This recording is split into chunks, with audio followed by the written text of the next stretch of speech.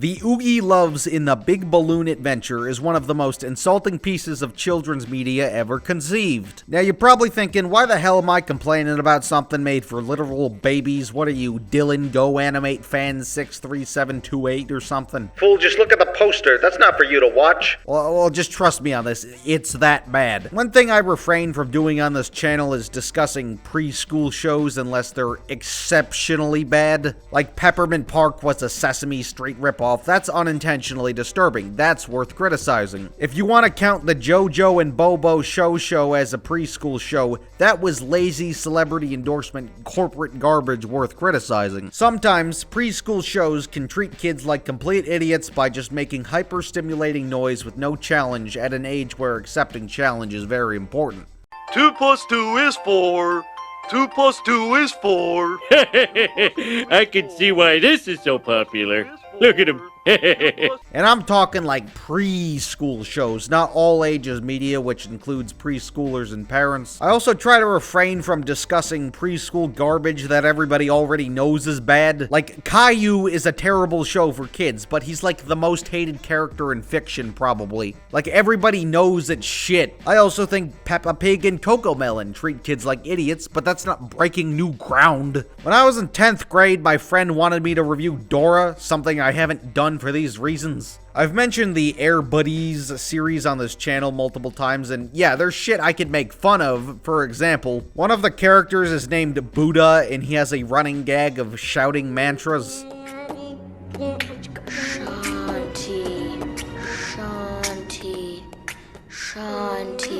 Like, does that count as making fun of a religion that's not Christianity? Like, could they get away with that now? Well, I guess you gotta be smoking Buddha to be in the right mood to write a talking dog movie, but it's not like that bad. Like, as an adult, if you were to do a video on a preschool show, it's gotta be an exceptional fuck up. In other people's case, like Dylan Go Animate Fan 63728, not so much. Yo, we're counting down the top 10 worst baby shows. Number 10. Frozen, It's Gay. Number 9, The Nut Shack. I watched Mr. Enter's video on it. Not a baby show, but on this list anyway. Number 8, Caillou. He is a bald-ass bitch that never shuts up. Number 7, Lazy Town. It has a black character. I remember when I was like 6, I discovered like Cartoon Network and gradually stopped watching Sprout and Nick Jr. You know, cause like my brain is forming, I want to see Chowder spice up some knishes. But if there's no like Camp Laszlo or whatever airing, I just switch to a preschool channel and make fun of it, pretending to dub over Special Agent Oso and making poop jokes. Hey Oso, can you help me? No, I'm gonna poop on you. Liam shouted at the television while his parents were probably neglecting him. And all these years later, I guess not much has changed. Then when I was like 7.5, I discovered YouTube and developed an unhinged obsession with The Annoying Orange, which is a big boy show, by the way, because Apple gets cut with a knife, okay? It's easy to dunk on a preschool show once you graduate preschool, but rarely is it justified. But the Oogie Loves in the Big Balloon Adventure is a great example of everything not to include in your preschool movie. Say, look at this. I've been cleaning out my nest, and I found an old book of my poetry. Did you know that this here is a killer and a thief that has invaded the world? Do you know what this criminal is? Yes, white sugar. Why is white sugar a killer and a thief? The origin of the Oogie Loves can be traced back to an obscure kid show called My Bedbugs, created by Alex Green and Carol Sweeney, which aired for 2 seasons for a little over a year between March of 2004 and March of 2005 and is partially lost media. Of the 27 episodes, 14 have resurfaced and are found. 6 are partially found and 8 are lost completely. The show focuses on a trio of bedbugs named Woozy, Toofy, and Gooby, as well as their talking vacuum J. Edgar, their talking pillow Snoozy, their talking fish Ruffy, and their talking window Wendy. The show is a mascot preschool show, which were in their peak in the late 90s to the mid 2000s-ish. Like Barney, Oh Gabba Gabba, Teletubbies, Hip Hop Harry, Booba. Hell, Backyardigans was intended to be one before going the CG route. These were fully articulated suits typically, which takes advantage of being able to interact with humans more. Do me a favor, would you hold my foot? This is gross! Big Bird wasn't the first, non-traditional full-body Muppet, but he was easily the first beloved. You know, he could walk around more and express more, unlike Cookie Monster and Company, which are restricted to the confines of a frame-defined backdrop. J. Edgar serves as the father figure to the Bug Trio, and the other characters are like family pets. While playing around their house, they discover an interest, serving as the topic of an episode, and we get to see them perform that activity. When watching this show, something completely threw me off in the intro, and it took me a second to process exactly what. The show was aired on PBS Division networks, but was seemingly syndicated on the Trinity Broadcasting Network, which Joy Junction was also syndicated on. And in old recordings of Joy Junction, you can see snippets of My Bedbugs in the promotional segments. Joy Junction is another rabbit hole I've already discussed on this channel, and I was not expecting a tie-in. This means that the Trinity Broadcasting Network might actually be a potential lead in finding more My Bedbugs and Joy Junction episodes. What remains of My Bedbugs is a fine show for kids, nothing exceptional, but the fact that it was in the same kind of subgenre as Teletubbies is crucial to its history. Teletubbies is a bug juice show for kids that everybody already agrees that it's shit and some find unintentionally disturbing. But kids love bug juice. Bug juice is a really sugary drink you can find in Midwestern ghetto convenience stores, probably across from the SpongeBob popsicles. That's what I call hyper-stimulating content garbage for children, you know, because it's like sugar. Teletubbies airing from 1997 to 2001, it was a huge hit. It ended before I was born, but I still saw it after it wrapped up, and I can recall it being popular beyond its ending in 2001. And trust me, I did watch that pure bug juice shit that was Teletubbies. But the head marketer of both Teletubbies and Thomas and Friends at the time,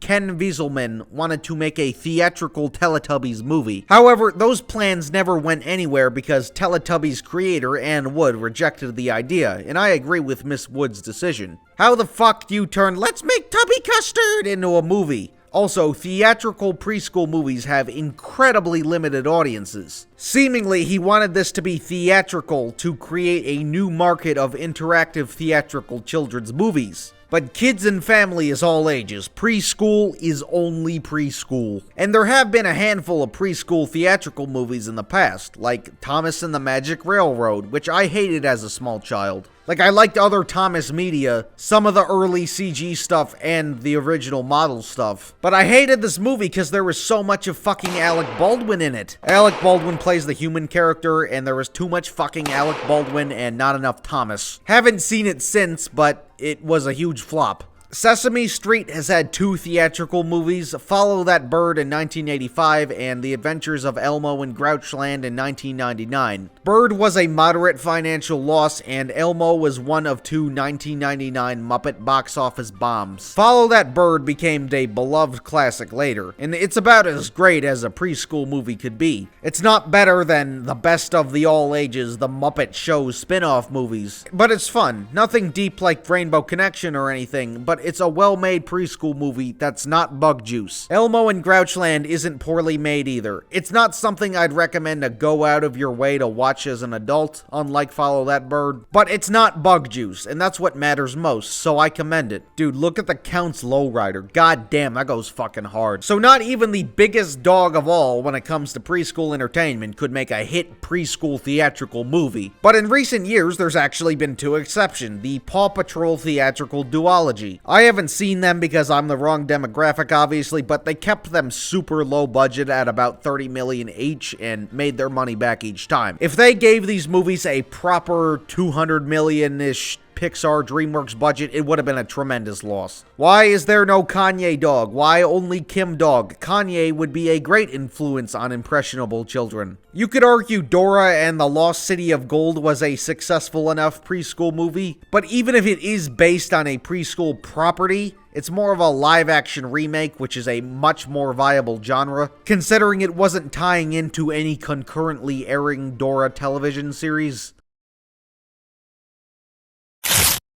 The same could apply to the Clifford the Big Red Dog live-action theatrical remake. As of writing, a Harold and the Purple Crayon remake just got announced, and what the fuck am I looking at? But about the interactive rejected proposal, how the fuck do you make Tubby Custard interactive? Well, the film was inspired by Wieselman seeing the audience go apeshit during a screening of Medea Goes to Jail. And if there's two things the hood loves, it's Tyler Perry and drag and noise. But conceptually, his idea was more comparable to Rocky Horror Picture Show, which is an adaptation of a musical that became a cult phenomenon after its original failed theatrical run, succeeding with its second chance in midnight screening. Hollywood's biggest example of just cause you ain't gonna like it, that don't mean the hood gonna love it. During those midnight screenings, people just started dressing up as the characters and screaming in the theater, and that tomfoolery made money, so it just became the standard of viewing the film. Seeing it reran in the theater is like the one day of year you're allowed to scream in a jackass in public without getting looked at, unless you like Star Wars. And I clearly love screaming in edgy emo makeup, so it gets a pass in my book. Rocky Horror is also not a kid's movie. So why the fuck would you combine Rocky Horror and Teletubbies? Rocky Horror wasn't even designed to include tomfoolery, it just happened, it was the 70s, everyone was high off their ass, and it just stuck.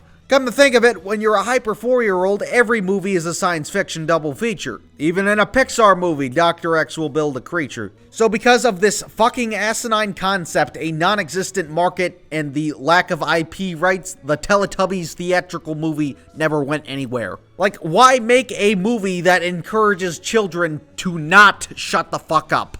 Teletubbies couldn't be acquired, was the main thing stopping this motherfucker. So he decided to make Rocky Horror for 4-year-olds with My Bedbugs. My Bedbugs is an obscure, failed, partially lost show, so I guess making My Bedbugs the movie would make no sense because nobody knows who the fucking bedbugs are. Like Thomas, Sesame Street, and Paw Patrol are big dog, no pun intended, preschool franchises. Those had to earn their risks of going to the big screen. So, successfully acquiring the rights to use elements from My Bedbugs, the Oogie Loves were created. The designs were tweaked, they no longer only wore pajamas, they were no longer bugs. Zoozy's design stayed mostly the same, but colors were changed besides that. Trying to create a new genre is a red flag in and of itself. Like, people get inspired by your thing and it becomes a genre. You can be a godfather of a genre unknowingly. Like, you can't just fucking do that and succeed. But investors still scrapped enough together for the project. The film cost somewhere between $12 to $20 million, sources are inconsistent. But the marketing budget was $40 million. It had to be heavily marketed to get the world hyped for the Oogie Loves. There was billboards on Hollywood Boulevard. It was advertised outside of the Toys R Us on Times Square, you know, the one with like the big ass Ferris wheel inside, rest in peace. There was big banners of characters in the theater. There was a play place in theater lobbies. They handed out merch for free. The Oogie Loves gave a comically large check to a daycare center in Manhattan. There were tons of moms posting about it on Facebook. I can hardly wait! Only in theaters, August 29th. August 29th made film history. Because over the film's entire run, it grossed a little over $1 million. That's what the kids call epic fail. So at max, that's like $120 million down the drain. Now, there's been movies with like larger losses, like for example, last year's The Flash made $271 million on a $220 million budget. So that's like $500 million down the drain. But at least The Flash made millions, not $1 million. So this film only made about 0.83% of its budget back. You need to make at least double your budget to be considered viable. Like, Conan even made fun of it after its box office failure, and he like actually got one of the suits from the movie on the show. Well, last weekend, a box office record was broken, but I'm not talking about a good one, all right? The children's movie, The Oogie Loves in the Big Balloon Adventure. I'm gonna say that title again. The Oogie Loves in the Big Balloon Adventure had the worst opening weekend in all of cinema history.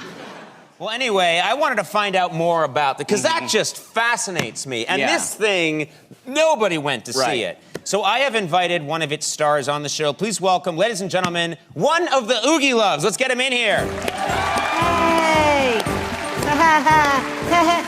Hi, everyone. I hope you're all having an oogie-rific day. Woo! It sounds awful. How much did this thing cost? Seriously. $60 million. $60 million? Okay, how much did it make? An oogie-illion dollars. Woo! Stop screwing around with me. There's no such number as an oogie gillion. How much is that in real money? $15. Okay, $15. Like, I think the director might have agreed to this sketch for publicity, unless they replicated it perfectly. So, an incredibly limited audience movie, insistent on a gimmick, starring characters that nobody gives a fuck about, were some of the reasons it bombed. But another one was, well, it was just one of the worst movies ever made. Like, this movie is that bad. It absolutely belongs on top 10 worst baby shows. She's not supposed to go after the cookies. Yes, it's a preschool movie for fucking preschoolers, but it is just 90 minutes of the sugariest bug juice possible. Any of the fucking overprotective Facebook moms that took their kid to this movie, probably because they couldn't watch Up or whatever, because Carl breaks his arm, that could be scary. We can't have kids be scared. That is who this movie is for. Shallow cunt soccer moms on Facebook. This movie perfectly fulfills their validation of being safe for kids of fucking helicopter parents. What did you think of the movie? It was a lot of fun, especially if you're a kid at heart. It was fun to dance. That was pretty cool. Very entertaining. So what did you think of the movie? Interesting. Moms, what you just saw was some other moms' feedback after watching the Oogie Loves and the Big Balloon Adventure. We got a chance to go see it this morning with some of our playgroup friends, and we had a wonderful time.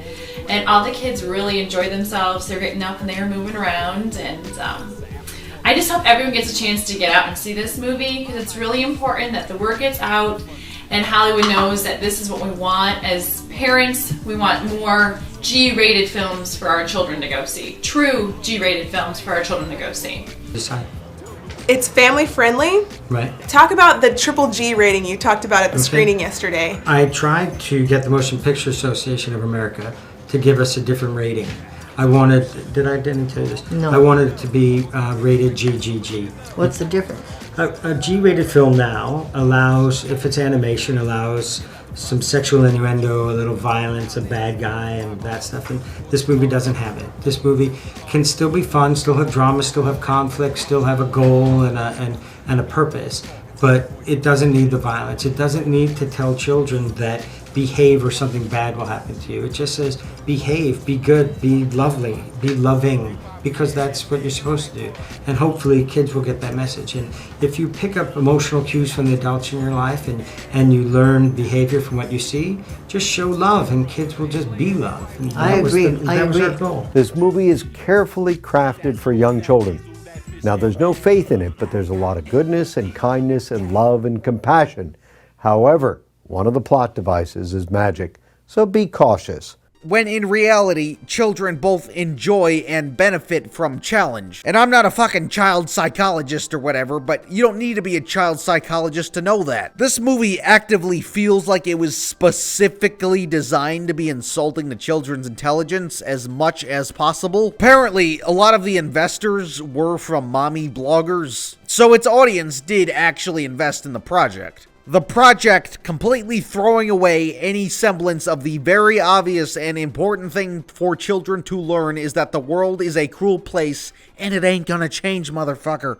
It's why I respect early Sesame Street for being ghetto as fuck. Not everything is sunshine and rainbows, and this is the brightest rainbow known to man. I have a deep respect for Lazy Town, which is a weird but energetic show, but has thought for its audience. Sure, characters are doing backflips and shit in a world of puppets and crooked architecture. It's hammy, but it's not sugary because it encourages physical activity by showing the benefit of doing it. It's hammy in a way that provides good messages, so the over-theatricalization of everything doesn't appear as bug juice. The Oogie Loves is so sugary, you can't even read the plot summary without sounding like a complete asshole. It's their friend Sloopy's birthday party, and the Oogie Loves, Gooby, Zuby and Toofy are planning a secret surprise. But when the last 5 magical balloons in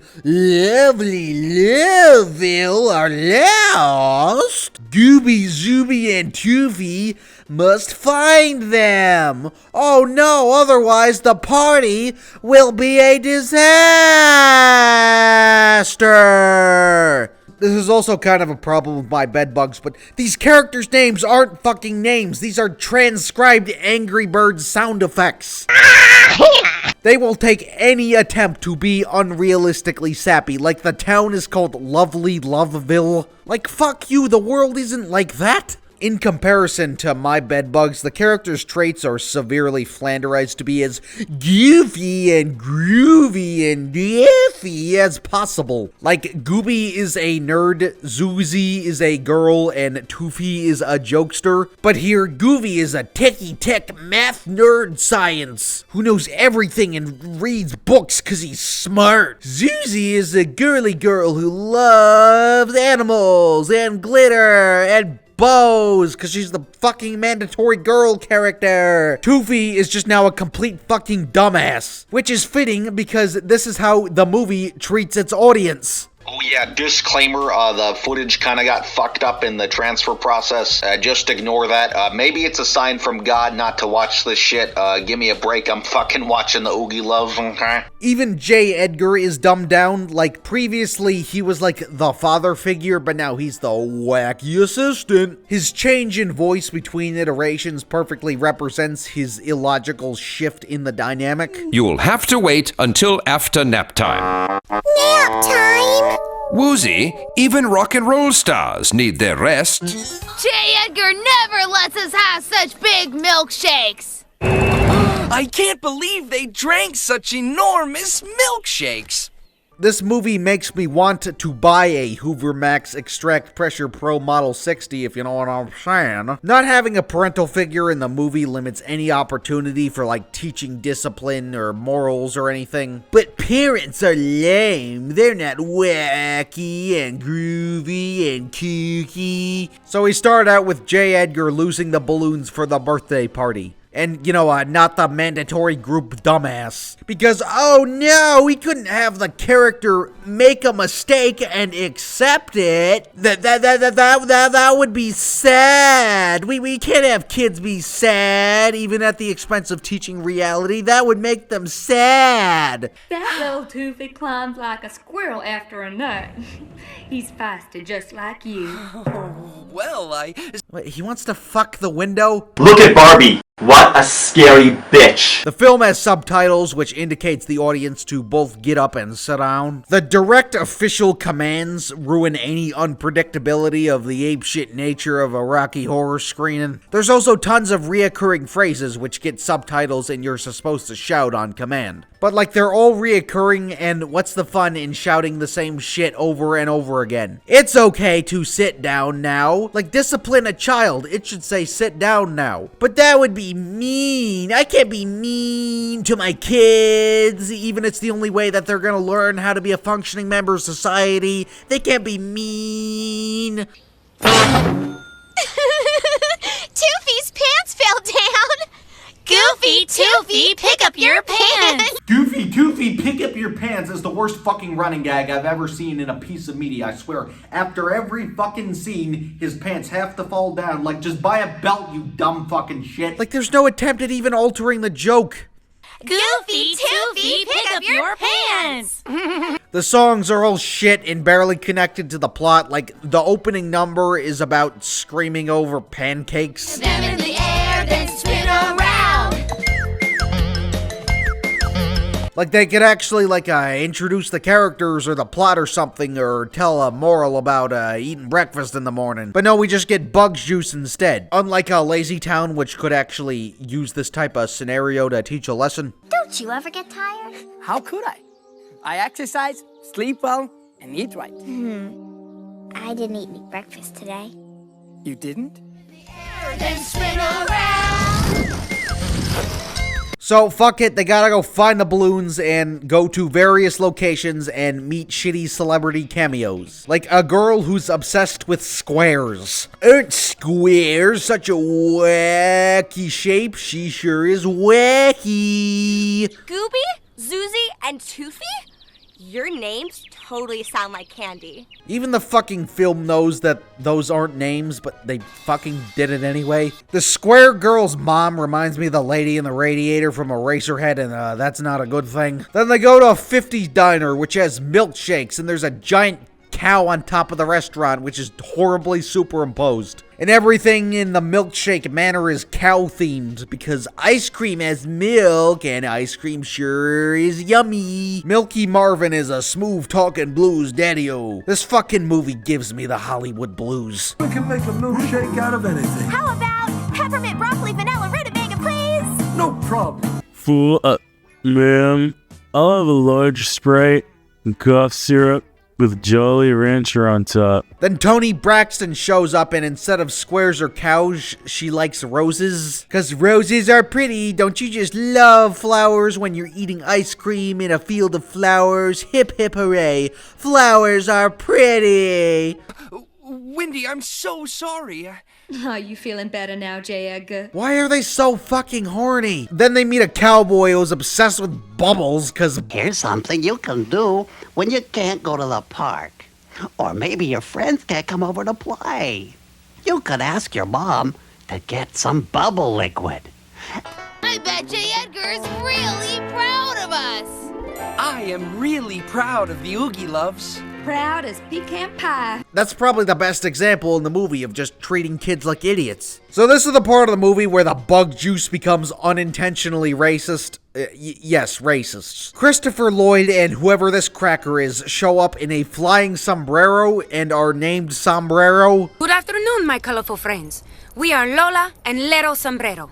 Even though they're white. Yes, I know you can be white and raised in a Spanish country and qualify as Latino because it's a nationality, but it's fiction. They can be whatever race you please, and you choose the white people to play the Mexicans named Sombrero. Maybe no Hispanic celebrity would agree to playing this walking stereotype. Again, treating the kids like idiots. Like, do you seriously think the only thing a child would recognize as a non-Hispanic would be sombreros, wide-brimmed hats?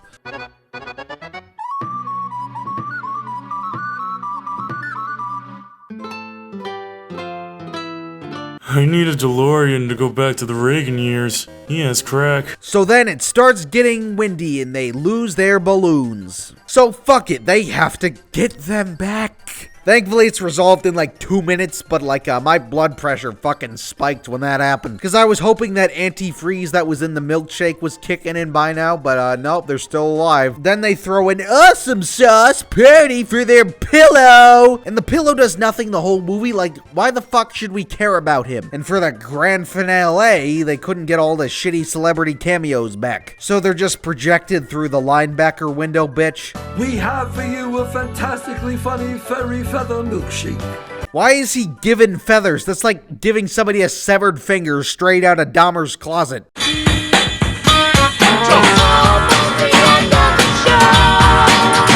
Like I said, the Oogie Loves and the Big Balloon Adventure is one of the worst movies ever made. Pure bug juice that probably even insults toddlers. But I enjoyed stealing a cold bug juice from the shitty convenience store across from Dada's apartment. This nobody would like besides the shallow cunt soccer moms. It being such a bomb, it's now free with YouTube on ads. But if you want a good preschool movie that's free with ads on YouTube, just watch Follow That Bird. And if you want a good road trip MacGuffin movie for all ages that's free on YouTube, just watch Pee-wee's Big Adventure, one of my all-time favorites even as an adult. With the internet, it's kind of a shame what the standards of preschool content has become. Like, you don't need any level of professionalism from a company anymore, and I'm sure lots of preschoolers and parents probably think that shitty CG nursery rhyme music videos are peak education. Can't forget the countless content farms of people just exploiting their cute children for internet clout. Oh, thank God I was an ugly fucking baby. Like, this little girl on YouTube probably can't even wipe her ass yet. Why does she have toys in Walmart?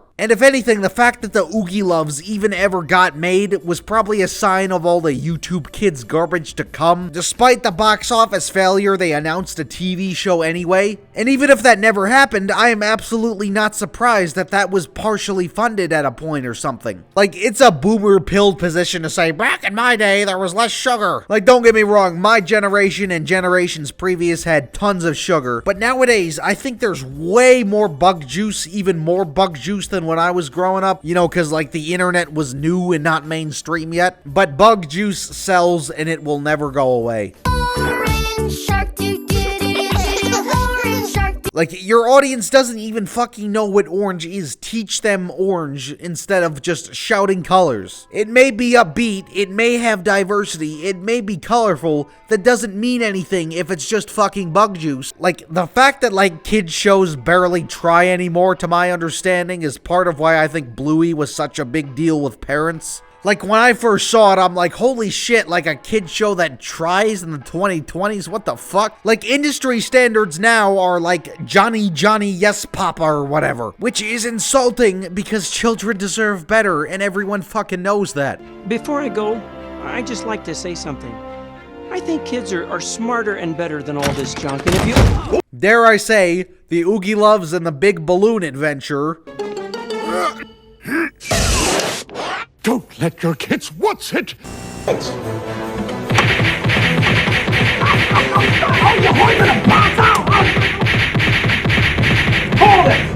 Linkara is a character played by Louis Jeffrey Loudhog, whose origin can be traced back to the angry video game nerd blah blah blah, you know the story. Hello and welcome to Atop the Fourth Wall, where bad comics burn.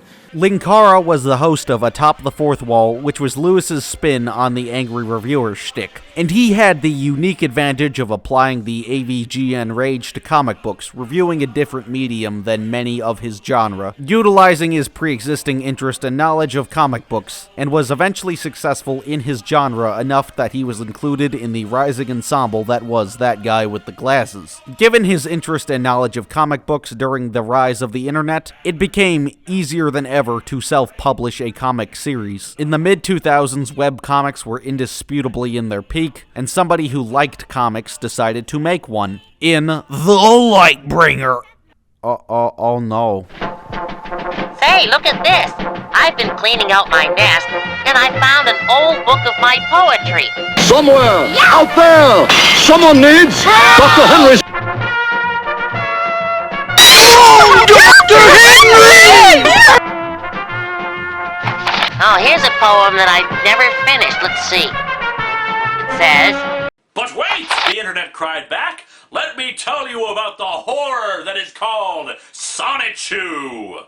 Yes, people, I have heard of Sonichu. I really wish I hadn't heard of Sonichu. I would be a much happier man if I hadn't.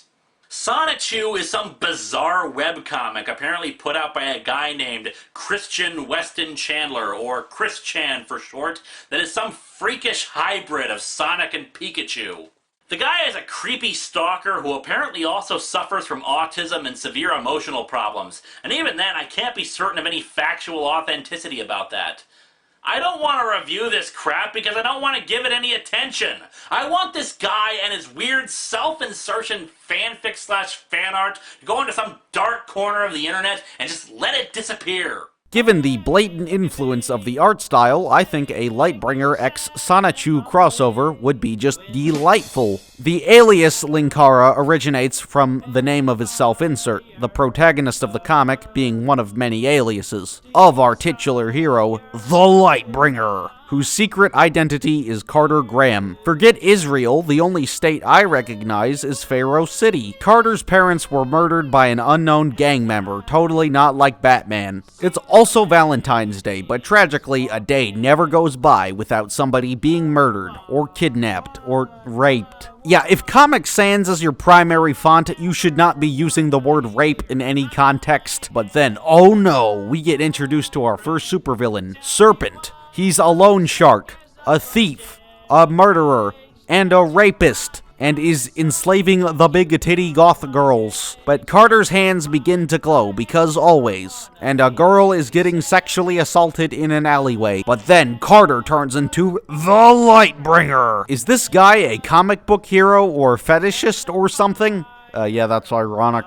So, you kind of get the point. There is so much emphasis on sexual assault for no reason. It combines goofy, tight-wearing superheroes with serious concepts like sex trafficking. Carter, who is totally not a self-insert of Lewis, beating up rapists because he's so heroic. Man, with all the rape emphasis, this really is Sonichu inspired. Not every villain is a sex trafficker, to be fair, but like every issue is literally just, haha, I am going to rape. Nuh-uh. Punch. Wow, Lewis, I mean the Lightbringer, you are such a great hero. There's like a stupid amount of unironic fan art that feature better visuals than the comic, obviously. Although by the last issue, to be fair, they do improve. Is the bad guy the angry video game nerd? But yeah, people genuinely enjoyed this, because I guess there was nothing else to do in 2006. You bought a breast expansion device off eBay? I have a small chest and a lot of extra money. The Lightbringer was Lewis's attempt at both telling a story and making a comic book, and is totally not a fetish or ego trip. This element was carried over to his spin on the arising angry video game nerd formula.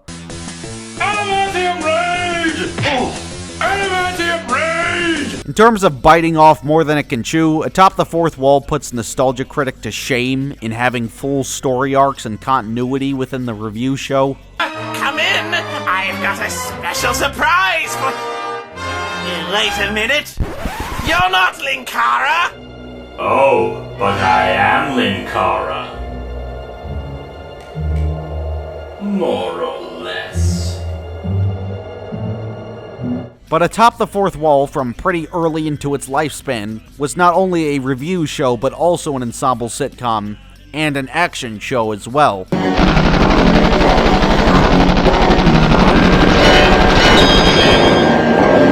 Hello and welcome to Atop the Fourth Wall, where bad comics burn. Today we are looking at Captain Underpants and the invasion of the incredibly naughty lunch ladies from outer space and the subsequent assault of the equally evil lunchroom zombie nerds. How do they not see that George and Harold are right behind them? Are they stupid? Yo, it's me, Tupac. Tupac Shakur, you despicable Californian. Don't think I won't use the magic gun against you. The lore of the Atop the Fourth Wall monoverse within the Channel Awesome multiverse is incredibly convoluted and is not worth going over in its entirety. However, it was unique enough in comparison to the competition, having something to get invested in within a sci-fi world and a lineup of goofy side characters. And it's 2008, we're about to lose our house, might as well have some fun. But by 2015, quality standards had shifted, and Channel Awesome, which largely consisted of inconfident AVGN and Nostalgia Critic fans, had already begun to fall apart. Not helped by the failed attempt to end its flagship series, The Nostalgia Critic, statistically everyone was pretty much affected by The Nostalgia Critic's decline in viewership. History of Power Rangers has no set schedule. The videos are done when they're done and will be released when they're done. But there was one person there who sought to rise from the ashes, Lewis the Lightbringer himself. And all about us, the others screamed and glared in at us, swayed in a tangled mass, hypnotized by the ever-turning light.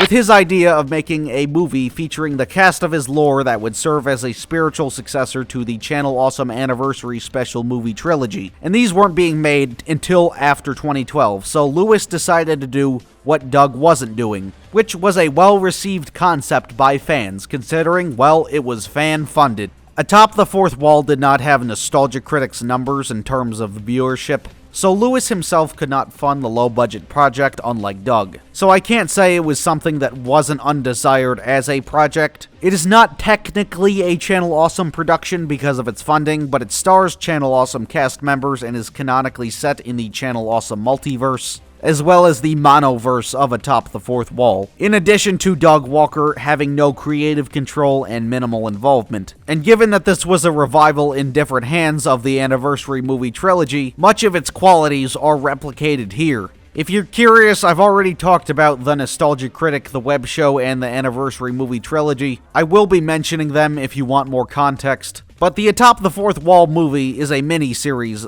like the previous. Linkara is typically more annoying than Doug. Put that into context. Doug, 13 to 17-year-olds, supervillain shuffle, most important person in my lore, Walker. The movie opens with showing the movie poster in the movie.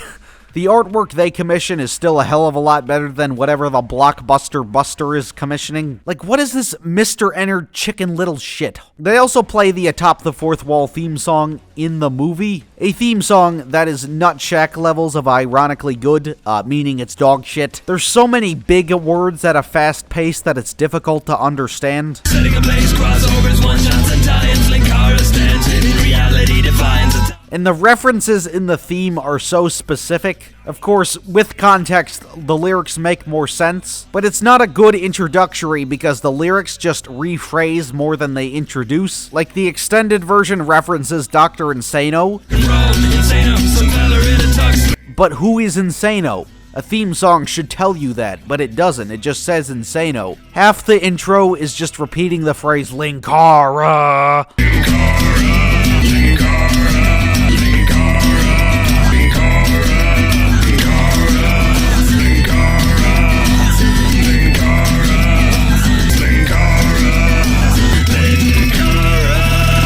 I hate it when theme songs just shout the title of the show, like that tells us about anything. The intro is arguably good, and I think it's good ironically. We get introduced to Alan, a government agent who's after Linkara because he wants to take his spaceship, which he has. Which of course references the lore, but the movie just expects you to know that. And prior to this conflict's introduction, they can't even do something as basic as showing Linkara using it. Yes, it adapts the show. Yes, it's a To Boldly Flee spinoff, but context still matters. But Linkara becomes friends with Alan over the course of 4 years, and just take a look at this great chemistry. You are the best friend ever who gets me the best gifts ever.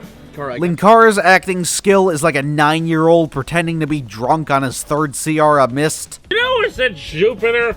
Nothing. Just broken chunks of a house. Why does it have to be Black Panther? Why can't it be White Panther? But this is the part of the film where it starts to explore Linkara's PTSD as a result of previous fighting bad MS Paint robots and whatnot. And the movie flashes back to other random episodes and just expects you to recognize conflicts. If anything, the movie should have opened with an action scene to establish that Linkara deals with these types of conflicts and, it's an action movie, technically. So fuck it. We have to explore Linkara's mental issues. Was Matt Pat a co-writer? But it's trying to be a serious Channel Awesome movie? Yes.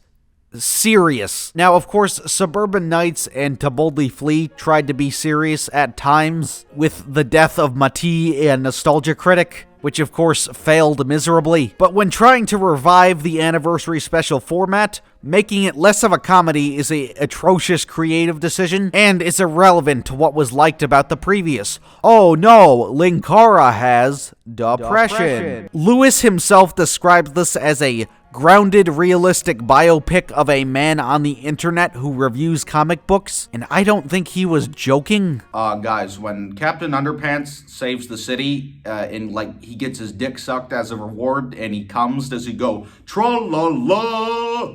Kick-Assia kind of had the advantage of being the most live-action Looney Tunes out of the three. Excellent shot, Mr. Joe!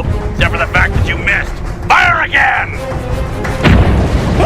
And this is the least Looney Tunes out of all of them, which makes it a larger issue than ever. Then we get a cameo from Doug and Dr. Insano because fan service. And then other characters from Linkara's lore just begin to show up, like his robot, Polo, and 90s Kid, also played by Linkara, and Harvey Fine voice. He cooka da pasta. At least there is some attempt at showing more than one Linkara at once. And I guess because Linkara is an alcoholic now, he goes back to the bar, which is revealed to be the bar from Video Game Confessions, because fan service. But then, oh no, because Star Wars and Trek, some interdimensional bullshit is happening. So you guessed it, they have to assemble the shitty YouTuber army. Why are we even assembling the shitty YouTuber army? I thought this was a Linkara spin-off. Do we need more characters? We already have the additions of Linkara's characters. So once again, too many protagonists to count. Thankfully, there's only like 10 protagonists instead of like the typical previous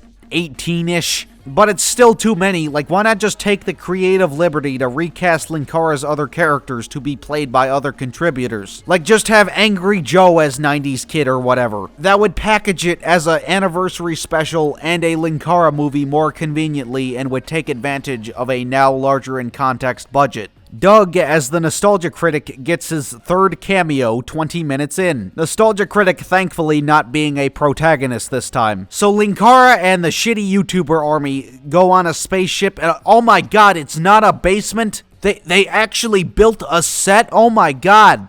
And there's not even bad CG houses, it's just bad CG spaceships. Then we get like 20 minutes of dicking off in Linkara's ship, but then oh no, MercaKara is back. Why do we have to fight MercaKara again? He's already been fought like 1,000 times in the web show, and in To Boldly Flee, and there's no actor limitations. You are an android, but me, I am a man!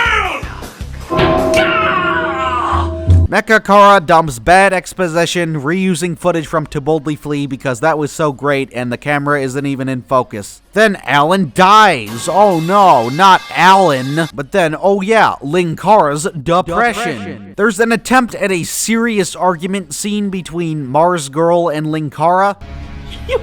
You guys have never stared into the face of an angry god as it laughs at how small you are, and then you stare right back at it and make it blink! And then you froze! It's pretty funny, actually. Make me a sandwich, you stupid bitch. Women don't deserve rights.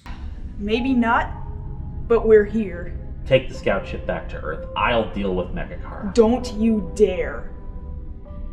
You made a mistake. A big one, but it wasn't letting us come with you. What would you have— Did he just write this so he could have a woman say that she cares about him? I want mommy, I want milk, I want to be held. Then more dicking off, wasting time on a spaceship. Huge spectacle, and no one will see what's really going on. Huh. Neat. Hey, when this is all— Did Linkara just write this so he could have a woman say that she's impressed by him? Dude, Lewis was probably devastated he didn't get to rape a nostalgia chick. Do you believe in God? How do you mean? You know, God. Jesus Christ versus Roman! But they have to stop MercaKara in the first proper action scene when the movie is almost fucking over. The set of the final battle is just like boxes in a warehouse. Alan, because the movie comes back to life, removing any sense of tension for future conflicts. Okay. Well, considering that new knowledge, I now feel significantly better. Aside from what I assume is in my pants, which isn't making me feel too great about the situation. Don't worry, in anticipation of this, I have prepared you some new pants. Yeah, poop jokes. That's what we needed in a movie about Linkara's depression. MercaKara is tried so hard to be like a seriously threatening villain. The flesh. Flesh is flawed. Flesh succumbs. Flesh grows old and dies. MercaKara and Linkara barely confront each other because of the limitations of being played by the same person. You know, which wouldn't be an issue if they didn't use him or recast him. There's a couple shots of them together, but no physical combat. You know, the thing you do in fight scenes. In between the epic final battle, there's more dicking off on the spaceship.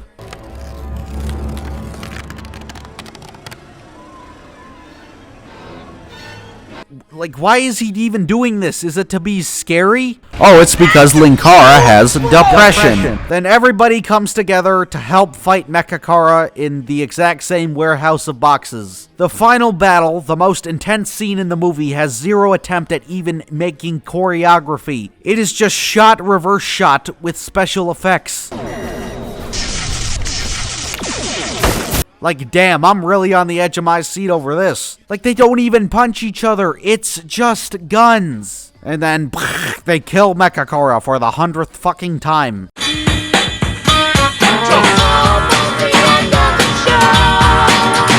Once again, if you could call this a movie, it is one of the worst movies ever made and was a giant waste of everybody's time and money. At least To Boldly Flee was interestingly bad. This is blandly bad. There is zero ironic redeeming qualities besides the argument scene. It's a smidge away from being To Boldly Flee. I'd only say it's not as bad as To Boldly Flee because it's only 2 hours and, you know, not a fucking 3.5. Like, at least To Boldly Flee had variety in its useless non-stop filler garbage. So there's like one ironically funny thing about it, but overall, it does nothing right. It's not a good spin-off. It's not a good adaptation of the source material. The source material itself is garbage.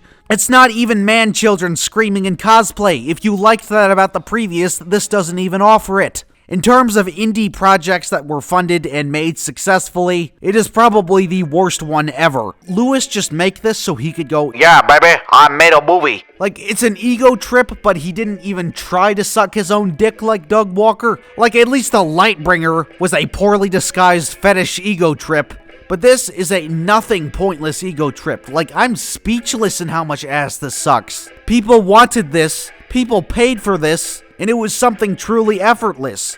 Much like To Boldly Flee, it's not worth your time to truly understand how bad it is because it's so efficient in speaking for itself. But with the notable increase in Fred's web series, it was only logical that the budget was getting bigger and bigger, and by bigger I mean $4 million. Come on, man. Let's go to the movies. Let's go see a story. Doi to doi, who else would it be? So, like, what's popping on the grill, guys? What's up? I know what's up. The friends. If you were interested in stories with happy endings, then you would be better off somewhere else. In this story, not only is there no happy ending, there is no happy beginning. Very few happy things. Don't you get that? I personally recommend going to a store or something and buying the DVD. The reason you've got a big dog. Because one time I was really bored, so I downloaded every single Lady Gaga song on there. My mom got mad at me because apparently Lady Gaga's a bad influence. Wowzercopter. My mom is so annoying. So yeah, here's a little DVD preview.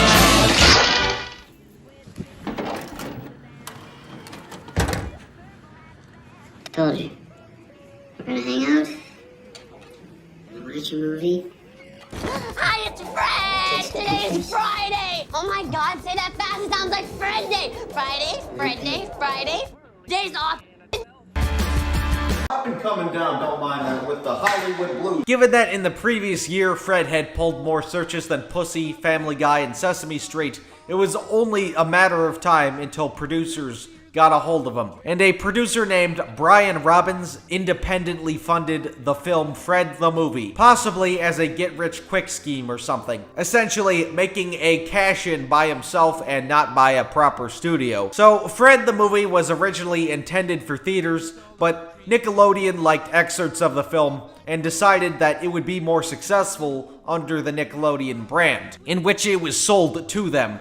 Possibly influenced by his successful appearance on iCarly, meaning that Brian Robbins probably made his money back in the end. And if the name Brian Robbins sounds familiar, it's because he became the president of Nickelodeon and the family division of Paramount Plus in 2021, so thank him for the J-Team. The JoJo toilet, as in the thing you put your fucking ass on and piss and shit in. Yeah, you need your own fucking face all over that too. But he also acted, is most known for production, and now he's the president of Nickelodeon. But not when this movie first premiered in October 2010. But for some reason, in the UK and Ireland, it got a theatrical release in December, I guess to make a quick buck during the holiday season. And although the minor theatrical release wasn't hugely successful, not that it needed to be, on TV, it got 7.8 million viewers, which for its standard of Nickelodeon TV movies, it was a hit. Now, I was 6 when this movie came out, meaning I was probably watching Cars or Marmaduke on September 18th, 2010. But Fred the Movie is two things, an act adaptation and a YouTuber movie. Keep in mind, until about 2010, besides iCarly,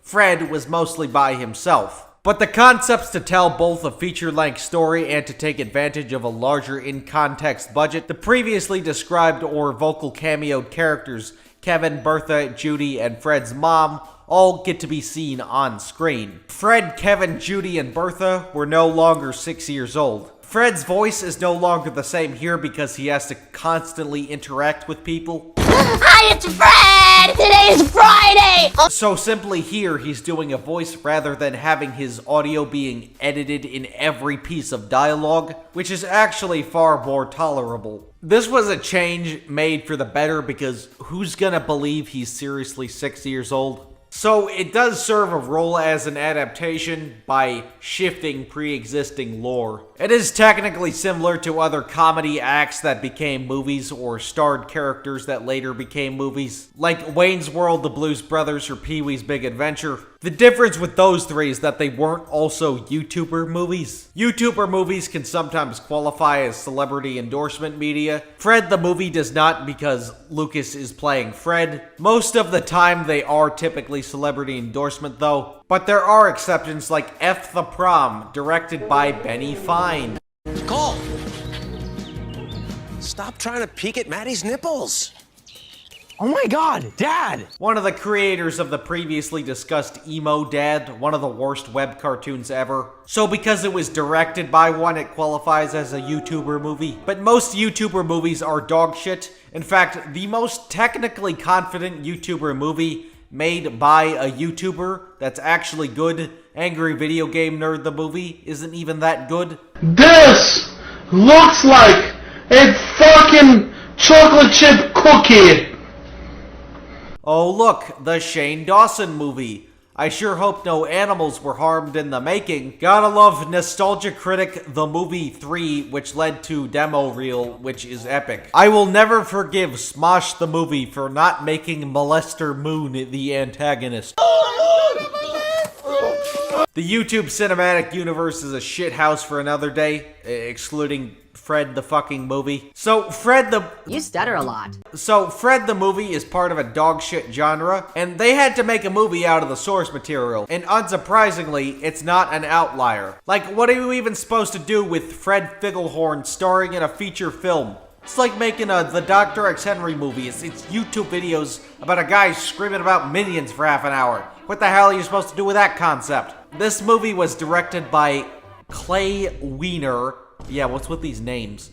Well, the plot is that Fred is trying to get to Judy's house because Fred has a crush on Judy. Now, I assume they didn't want to go the shitty teen romance direction and actually developed Fred and Judy's relationship. Instead, they went with a kind of road trip movie. It's barely a road trip, but it is kind of in some sections. I mean, like, Fred is traveling with a set goal, and we get to see tons of epic stops along the way to Judy's house. Fred is on a quest for Judy's booty, so he has to find Judy to ask her out. But the film starts with Fred being a creepy stalker, and I say creepy stalker because that's what it fucking looks like. There is some self-awareness to Fred being annoying, but not this Jeffrey Dahmer in the making shit. Now keep in mind, Fred was originally 6 years old, so his descriptions of his shenanigans involving Judy was like a stupid kindergarten crush, but they didn't think to change that.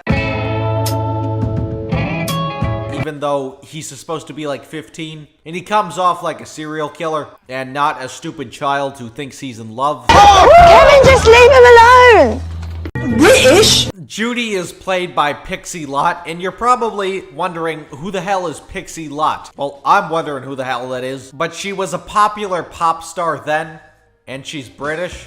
So I guess she was really popular in the UK circa 2010, I don't know. Which probably explains why this movie got released in theaters in the UK and Ireland for some reason. You might not have been able to tell, but that girl I walked home with, that hacking awesome girl, that's Judy. Yeah, this whole movie is edited like a PowerPoint slideshow, by the way. And we even get to see Kevin, played by the guy who's most known for playing Kevin from Fred Figglehorn. But Fred explains to the audience that he wants to take it to the next level with Judy. So he's actually gonna ask her out, but he has to go to Judy's house. And that's briefly summarizing this first act of the movie, because there's about half an hour of filler of just Fred explaining things to the audience and screaming and singing. Somebody call 911! Shorty fire burning on the dance floor. Whoa!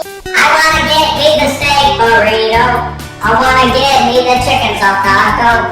I wanna get me the grounded nacho with the queso and a side of guac. You see, I'm randomly singing because it's fucking funny. But Bertha shows up, and Bertha is played by Jeanette McCurdy. Wiener decided to depict her like Ramona Flowers, and I guess there's Fred's dad, who is played by... The Secret. Actually, Fred's dad isn't in this movie. I don't see anyone in that chair. Oh wait, hold on a second. It's... John Cena!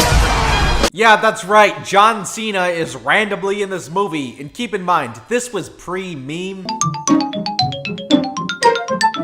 John Cena!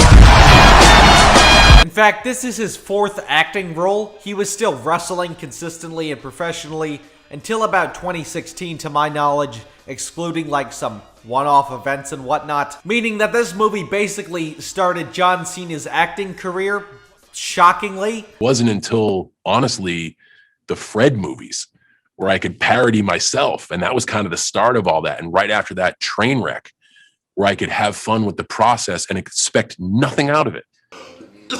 Hey guys, it's me. Hey guys, it's me, John Cena. Yes. I guess they thought if they put him in the movie, it would be funny. And this was before the advent of replacing every video with John Cena! That was like 2015. So including John Cena randomly in this movie was surprisingly ahead of its time. And really before he consistently professionally acted in film. So he was probably expensive in context, but if they were to try and get him in a Nickelodeon TV movie nowadays, that shit would not happen. And I'm being completely serious when I say this. John Cena is surprisingly great in this movie.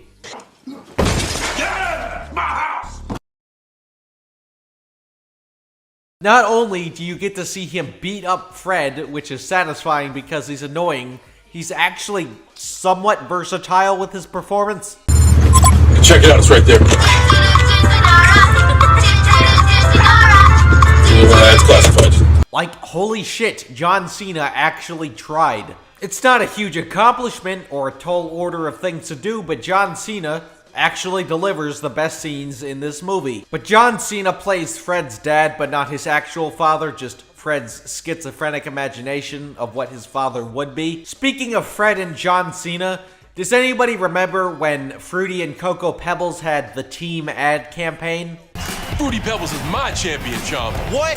Cocoa Pebbles is slam dunk delicious. Yeah, why did they make the muscular guy Team Fruity and the black guy Team Cocoa? Crime, racism. Subject, African Americans. Sadly, this is not the only Fred and John Cena crossover, but those are movies for another day. But Fred's mom is also in the movie, and unlike John Cena, Fred's mom is the most annoying character in this movie.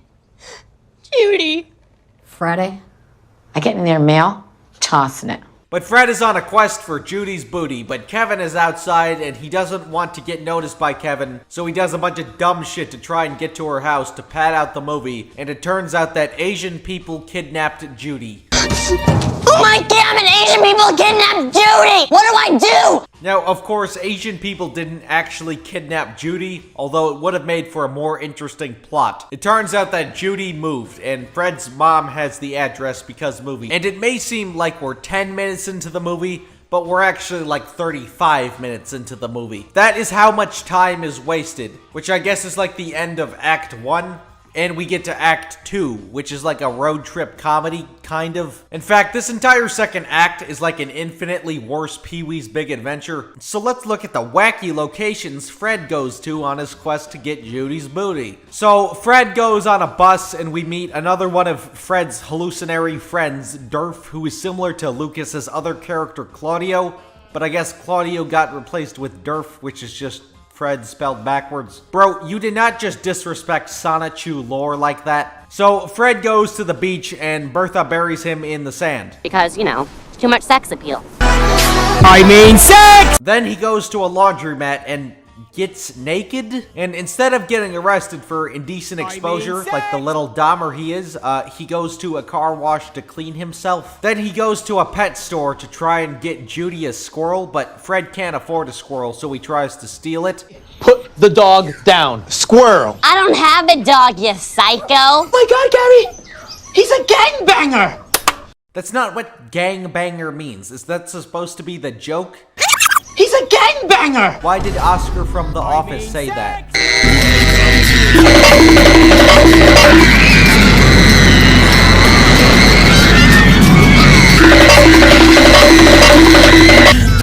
Damn! Damn indeedy! Damn, nigga! Crime, racism. Subject, African Americans. Comic or a book or a video game or something doesn't help, because how the hell am I supposed to know that? And then he gets to Judy's house. Wow, all of these locations were so creative. But Party Rock is in the house tonight, and Judy is throwing an epic party, and Fred gets pizza shoved in his face. That's what the kids call epic fail. And throws up on Judy, and Judy is pissed. Meaning that Fred is devastated. But the show goes on, and it turns out that Fred getting covered in pizza and throwing up on Judy was recorded on everybody's iPod Touch 3, and Fred desires revenge. Oh my god, he's turning into Elliot Rodger. Ah, but that's not all.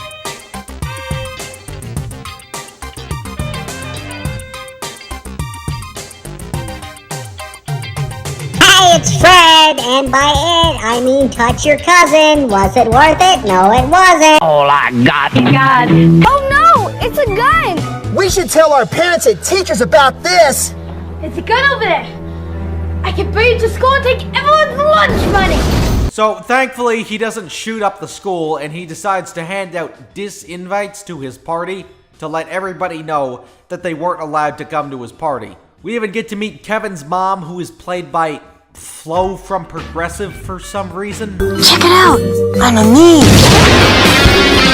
Fred's revenge includes Bertha, who doesn't find his pizza epic fail video funny, so Bertha actually gets invited. So they decide to have an epic party and make a shitty Lady Gaga music video, which goes on for way too long and has awful licensed music. And the next day, everybody wishes they were at Fred party. It was an epic fail of me not to go to Fred's. This movie is an epic fail, am I right? But I do like one thing, is that Fred ditches the British blonde to get with the goth girl, which is based, because the actual love was the one that was there for him the entire time. Is what I would have said if the plot's resolution made any fucking sense. Judy shows up at Fred's house, double-cheeked up on a Thursday afternoon, and likes Fred, presumably only because he got famous because of his epic Lady Gaga music video. And she wants to hang with the popular kids now, I guess, so Fred gets the Judy booty, even though it would be much more logical to hook up with Bertha. I don't like the goth girls. They have tattoos. Tattoos are yucky. British people's fingers taste like crumpets. In fact, Bertha probably should have been in this movie more to give Fred somebody to work off of, so it isn't just screaming to the audience the whole time. And if they actually hooked up at the end, it would be more earned because she could help Fred get over Judy. So the moral of the story is stalk the girl you like Ted Bundy, and you'll get your way, rather than love occurs when least expected. So a great moral. So Fred the movie is hacking squirrel poop? As expected, but there is an occasional good joke, I won't lie. One more. Kevin, no, I am drawing the line. I'm gonna tell Dad! Don't tell him. But the fact that it's a children's movie that attempts to glorify Fred with minimal self-awareness is a huge disadvantage. Like, why does he get the girl? He was stalking her like a fucking serial killer the entire time. He also takes his clothes off in public and is willing to shoplift. He's a gangbanger! Sorry, gangbang. Like, this is the fucking hero we're supposed to root for? Which is really stripping it of any potential. Get it? Because Fred takes his clothes off in public in the movie? This plot should have not been in a kid's movie at all. It's quite horrific. Speaking of horrific. Hey, it's Henry, and I'm emo now because Erica rejected me. Whatever, her grandparents were Nazis, but now that I'm emo, I have to watch emo movies. And what better emo movie to watch than Fred 2, Night of the Living Fred, the super emo sequel to Fred the movie. Hey, yo, the pizza here. Oh, nigga! Because of the crime it would frequently commit in the past, heavy use of the N-word. Yeah, so because I guess the first movie did well enough for what it sought out to accomplish, getting high numbers on its premiere and I assume reruns, even if it wasn't a huge hit with its limited theatrical release. Nickelodeon took further action to capitalize off the character, leading to Fred 2: Night of the Living Fred, a Halloween special/sequel. Now, the title of the movie is a parody of Night of the Living Dead, but since it parodies Night of the Living Dead, you figured it'd be about zombies because Night of the Living Dead is about zombies, but it's actually about vampires. Yes, I know vampires are technically undead, but why not parody a vampire movie title? But then I realized there's not actually a whole lot of popular vampire movies. Can't forget such classics like Living Among Us, Morbius. I'm shouting Morbius. You know I'm popping hoes daily. Look at this titty! Dracula Untold, and of course Twilight. As an example, Shaun of the Dead works as a pun because that movie is about zombies like Dawn of the Dead, the sequel to Night of the Living Dead. And I'm pretty sure the only reason why this concept was chosen for a sequel was to both capitalize/mock the then popularity of Twilight. In fact, Twilight is even referenced multiple times throughout the film. The concept technically expands on the concept of one of the songs from Who's Ready to Party, My Babysitter's a Vampire, which I guess was technically an expansion of Fred Gets Babysat. So I guess vampires were a thing in Fred lore already, and in 2011, all the Roar XD girls were at civil war between Team Jacob and Team Edward, but all the bad bitches were actually on Team Fred. So the film also seems to be a take on a very niche trope in children's storytelling. When rewatching this, it reminded me of the book The Adventures of Bailey School Kids in Vampires Don't Wear Polka Dots, where the teacher is suspected to be a vampire. But doing some lore research, there's actually tons of kids' books about teachers being vampires or some other monster or threatening figure and whatnot. Guys, maturing is realizing that Miss Nelson is mid as fuck. Now, Miss Viola Swamp, on the other hand, that's who all the gamer boys want to get with. So I guess Night of the Living Dead is a spin on the teacher's a monster genre. That's what the kids call epic fail. Fred's very own shitty Goosebumps book, Fuckle Doodle Doo. Notice how I said rewatch this movie, because this was actually my introduction to Fred Figglehorn. One of my friends when I was like 7 had a birthday party on the day of the premiere of the movie, so we basically had a Fred Figglehorn birthday. It wasn't the theme or anything, but the premiere of Night of the Living Fred was the highlight of the night. Keep in mind, Fred could die at any point, so the sequel was undeniably rushed out, coming out 13 months after last. So Fred 2: Night of the Living Fred starts out with Fred screaming, with dumb exposition about how him and Judy broke up. Judy. Yeah, we broke up. Dumped her. Yeah, that's right. Even though we just spent the whole movie searching for Judy's booty, they just fucking break up off screen. We even get an epic Family Guy cutaway gag, which is a parody of Casablanca, because 7-year-olds would get that reference. And this is just a really shitty in-universe reason for the fact that they couldn't get Pixie Locke back for the second movie. You ever wondered why Pixie was only in the first Fred movie? Her management wouldn't let her do the other ones. This ended her acting career, by the way. So we just have reused footage and, fanboy Lucas. Like, why would Fred break up with Judy? He's been stalking her since, like, kindergarten, and was willing to be a gangbanger in the pet store for her. Like, they could have at least had Fred learn that she's a bitch and only got with Fred because his Lady Gaga music video was so Lana Del Rey vinyl. But thankfully, we still have Jeanette McCurdy as Bertha, is what I would have said if this movie had Jeanette McCurdy as Bertha. Best thing, the second movie, Jeanette McCurdy quit and so did Pixie Lott. That's when you know. They quit or did they not have enough time? They just said, we just don't want to be in it. See, I play Judy. Wait, that's cool. I don't blame her. So, Bertha, unlike Judy, got recast by Daniela Monet, which is somewhat of a high-profile actress for Nickelodeon TV movie standards. The one and only Daniela Monet! That's me! Most notably playing Trina from Victorious, which is probably the only reason why she also got casted as live-action Tootie in the live-action Fairly Odd Parents. Best day ever!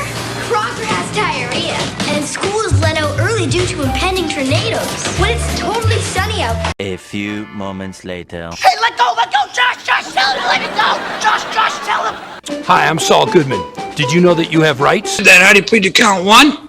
Attempted endangering children, felony of the 4th degree. Guilty. How do you plead to count 2? Disseminating matter harmful to juveniles, 1st degree misdemeanor. Guilty. So they just replaced Sam from iCarly with Trina from Victorious because network recognition. And Daniela playing Bertha was not a good decision, mainly because she's not very good at being sarcastic. Fact that it's impossible because she's the best music teacher in the world. In the whole planet. Okay. There she is. Mrs. Felsen? Contrary to Jeanette McCurdy, whose character on iCarly is a liar. Oh my gosh, the bear ate Freddy. Bad bear! Daniela's character on Victorious is a psycho, but she's more easily angered than rather a liar. Ooh, you're a scary Come here, you little jerk. Taste the back of my palm. But you ain't my daddy. Nah, but I'm doing your mom. Doing your mom? That's just insulting! This is like George Orwell's book, 1984. Hashtag not my Bertha, but you want to know who is back? John Cena! But yeah, that's right, John Cena was fucking committed to his role as Dad Figglehorn. Not to insult Pixie Lott and Jeanette McCurdy, but I find it hilarious that they got John Cena back for the sequel, but not Sam from iCarly and some random British pop star. Alright, what do you want? I was thirsty.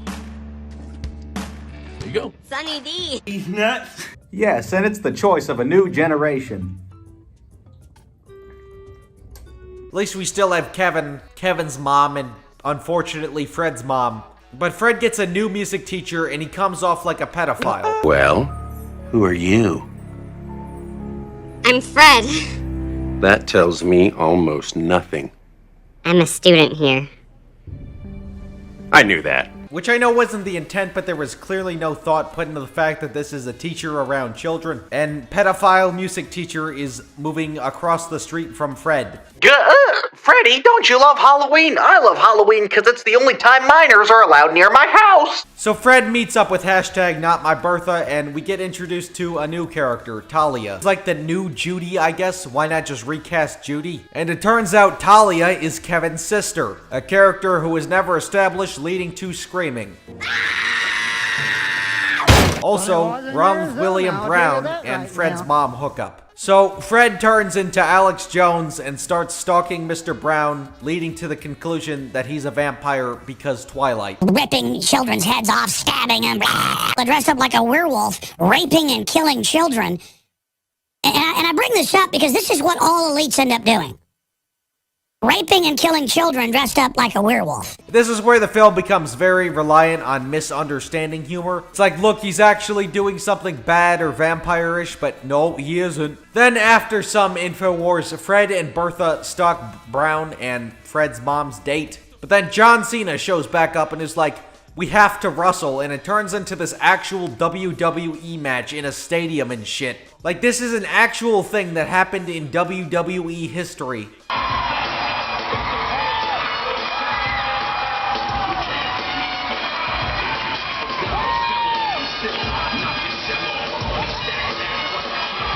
Like, imagine getting tickets and all of a sudden this happened. Maybe everybody was too high on meth to care. But once again, John Cena is absolutely dedicated to his role.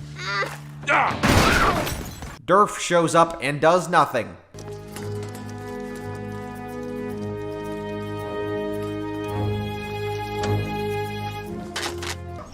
Oh my god, he's actually turning into Elliot Rodger. He's gonna fucking shoot up the school? So Fred gets invited to dinner at Mr. Brown's house because that's normal, even if he is doing his mom.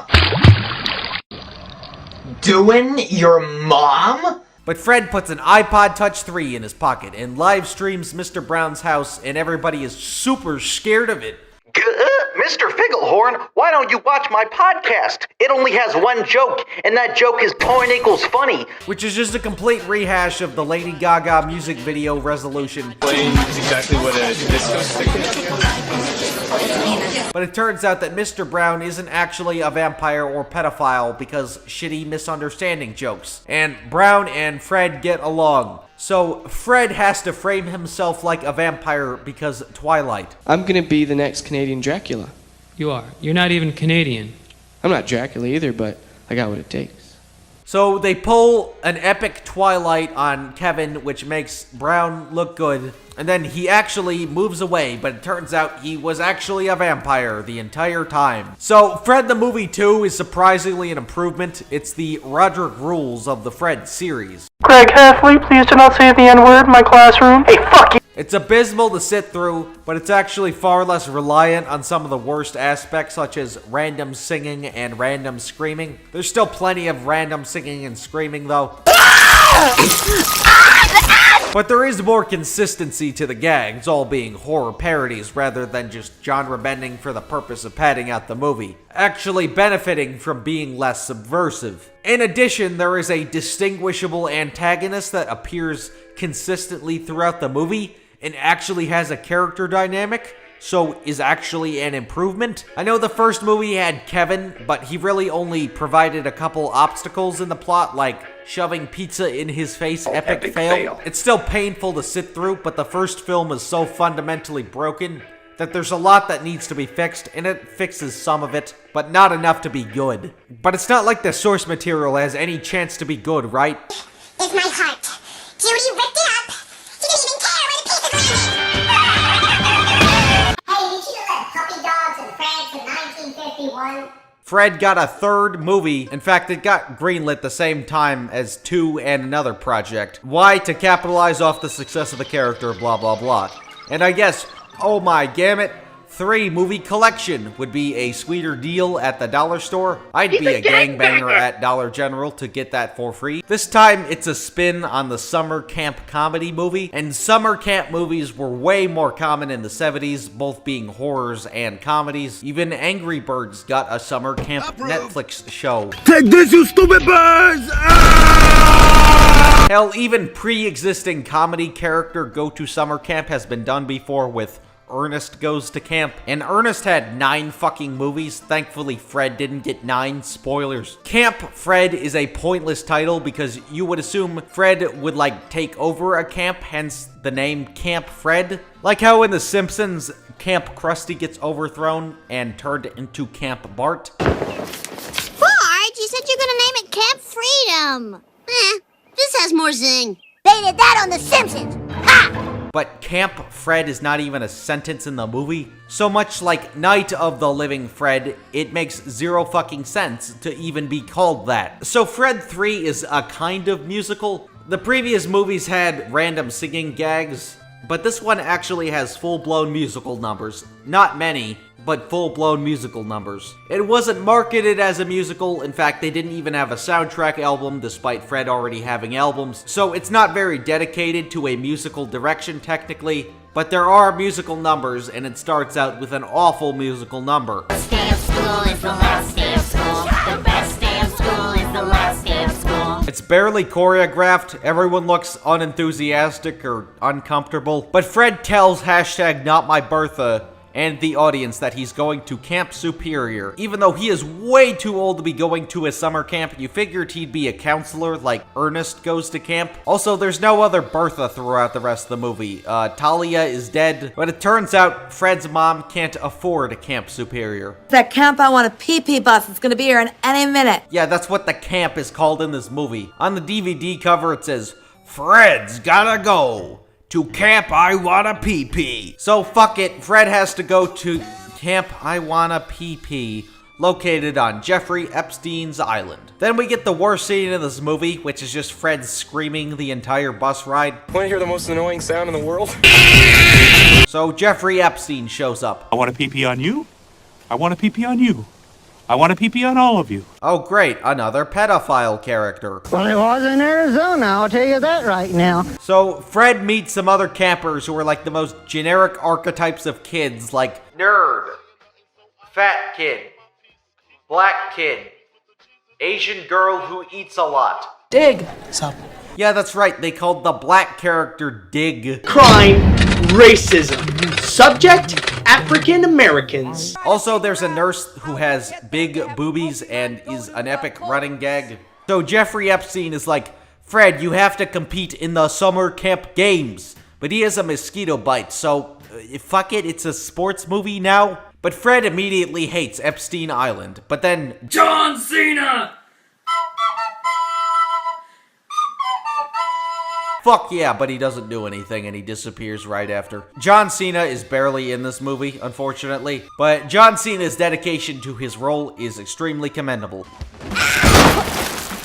So, Fred goes fucking apeshit and turns into Alex Jones again, and he believes that Jeffrey Epstein is actually a giant rat that eats people. Children's heads off, stabbing them, chewing their throats out, blood spraying all over the walls. You'd eat and eat and eat and vomit and vomit and vomit and feed the vomit to the dogs outside and vomit. Which is just a rehash of the conspiracy bullshit about his teacher being a vampire. So, Fred gets high off of berries. Yeah. Do you know what I do when I'm not feeling very good? What's that? I rap. Head, mess with me and you're gonna see red. F to the R to the E to the D.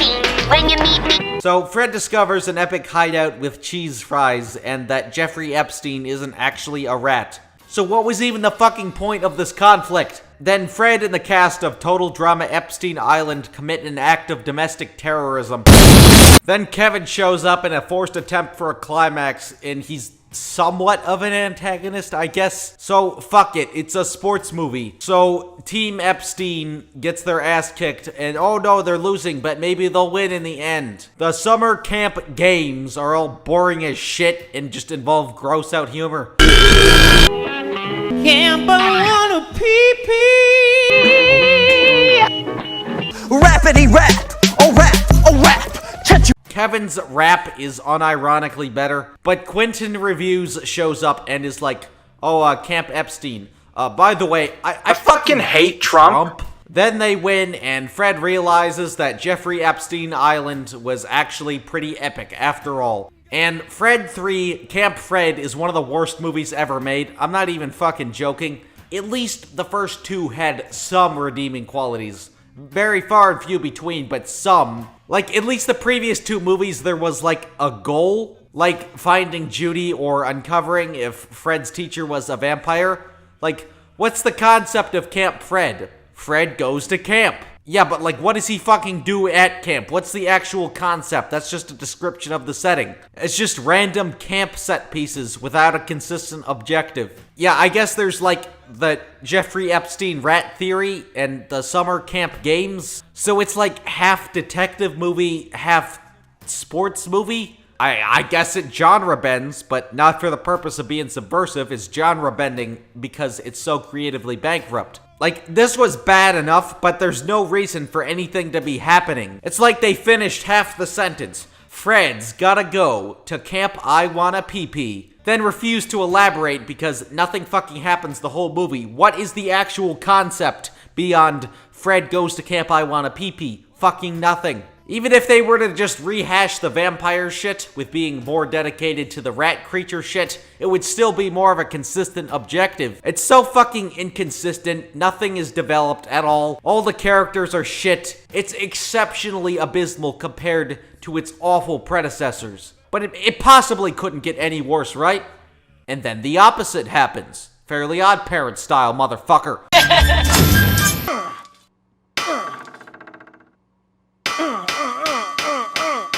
Oh, George, are you trying to hurt your brother? No. Dang it. I'm trying to kill him. Now, be nice to your brother. You might need him to help you rig an election someday. No, Mom. I need to murder Jeff. You want to help track down the thief, Garfield? Hey, going through life with a blue lampshade is work enough. Wake me when the lasagna comes. Garfield, parentheses, the cat, is a character from the comic strip Garfield. From 1978, it's about an orange cat being an asshole. And like most 20th century properties in the 21st century, it has since been completely broken down to its most bankable aspects to the point where it's insulting. Once upon a time, in the black part of the city. Hey, look at this! I've been cleaning out my nest, and I found an old book of my poetry. Marijuana, an unlawful substance used to experience artificial highs. Hey, look, America, I'm smoking weed. George Bush doesn't care about black people. Stuffed in your face as usual. I gotta have a good meal. Garfield, you fat cat. You are so big and fat. Why are you so fat? Garfield was a comic strip about nothing, but it used simplicity to its benefit and mainly focused on Garfield making sarcastic comments towards his owner's situations, and was a fine punchline for a 3-panel comic. Because it's fucking 3 panels long and it's not biting off more than it can chew. It was short, stupid nothing, but it had some charm, damn it. It truly felt like you were exploring the mind of a fat kitty who just wanted food, being mad, sitting in random places, disliking dogs. I love Garfield's original design. It's not anthropomorphic because then Garfield didn't act like a human. Smoke weed every day. It visually communicated that he was an asshole much better because, you know, cats are assholes. I have 2 of them. This fat fuck's name is Cleo and she hides in the closet like Anne Frank all day and never moves unless she's hungry.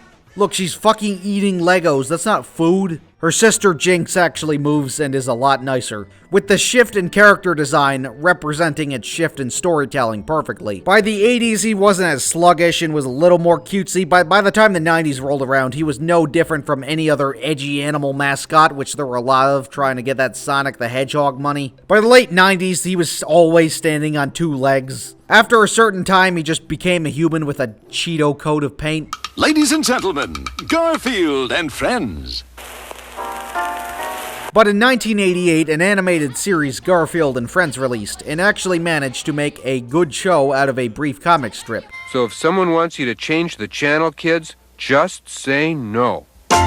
It's probably the only reason, plus Garfield's design, that has any street cred in pop culture today. It's mainly carried by its writing, adapting the live Garf reaction aspect of the comic, and not being too apeshit with its conflicts. Arbuckle, you really ought to go out with my daughter sometime. She's really nice. That means she's fat. In fact, she's really sweet. It means she's incredibly fat. And very graceful. So fat you wouldn't believe it. Oh, and she has a wonderful personality. If you come to pick her up, bring a moving van. The irony, the one-liners, the bait and switch really makes it special. However, and Friends refers to the other segment of the show, Orson's Farm, based on Jim Davis's other comic strip, which nobody gave a fuck about. I wasn't alive for Bill Clinton getting his dick sucked or whatever, but I watched Garfield and Friends on Netflix in the early 2010s, and I always just skipped these segments. They were kind of more educational to appease the everything has to have a moral 80s soccer moms. I didn't want to fucking learn, and I didn't come here for fucking Orson Pig, bitch. I want Garfield. But the fact that Orson's Farm had to be added as a segment in the show kind of displays the creative limitations of Garfield as an intellectual property. Like, what's the conflict of the Christmas special? There isn't one. They just dick off at John's parents' house. Nobody's getting kicked in the balls. They're just eating mashed potatoes, applesauce, buttery biscuits. But that didn't matter because it was funny. Whoever invented Christmas trees should be drug out into the street and shot.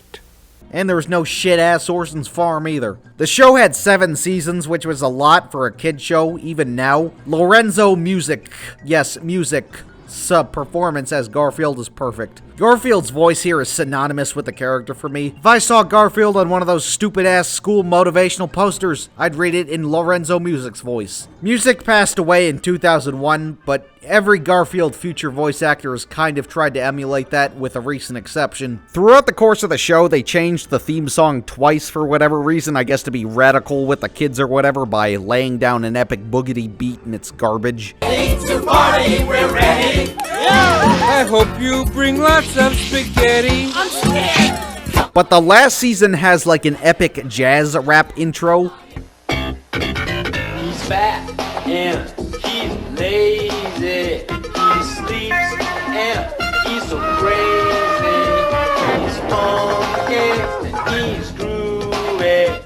It's just rhyming random adjectives with no meaning. Why make an energetic song about a lazy character? The original intro wasn't bad, not quite he's a phantom, but like at least it knew not to describe Garfield. You know, because he's a cat. What else is there to establish? Garfield and Friends ended in 1944, probably because of that stupid-ass Season 7 intro. But then, in the 2000s, 2 genres were beginning to become viable. CG hybrid live-action remakes of cartoons, and a resurgence in animal movies. Now that CG was better and more affordable than ever, we could use technology to make dogs talk more convincingly. This is why the Air Bud movies released in the 90s and early 2000s didn't have talking doggy. You're never gonna drop another ball again, Stuart.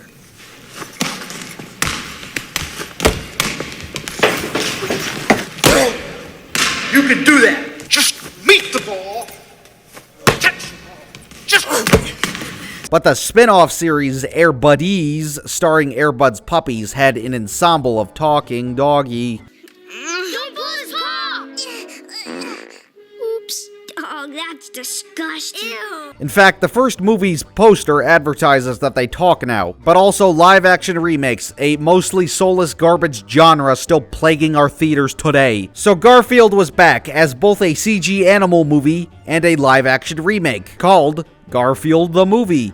Garfield looks like shit because he's CG, because, you know, cats don't fucking do anything. Dogs will do anything you tell them. Why else is Air Bud the most powerful athlete in fiction? Like, what can't he do? So to eliminate the need of a cat actually moving on command, they just decided to make Garfield CG. But they didn't make Garfield look like an actual chubby orange cat, they just made this half cartoon, half realism clusterfuck. Why do they give him fucking irises? Imagine giving Garfield colored eyes.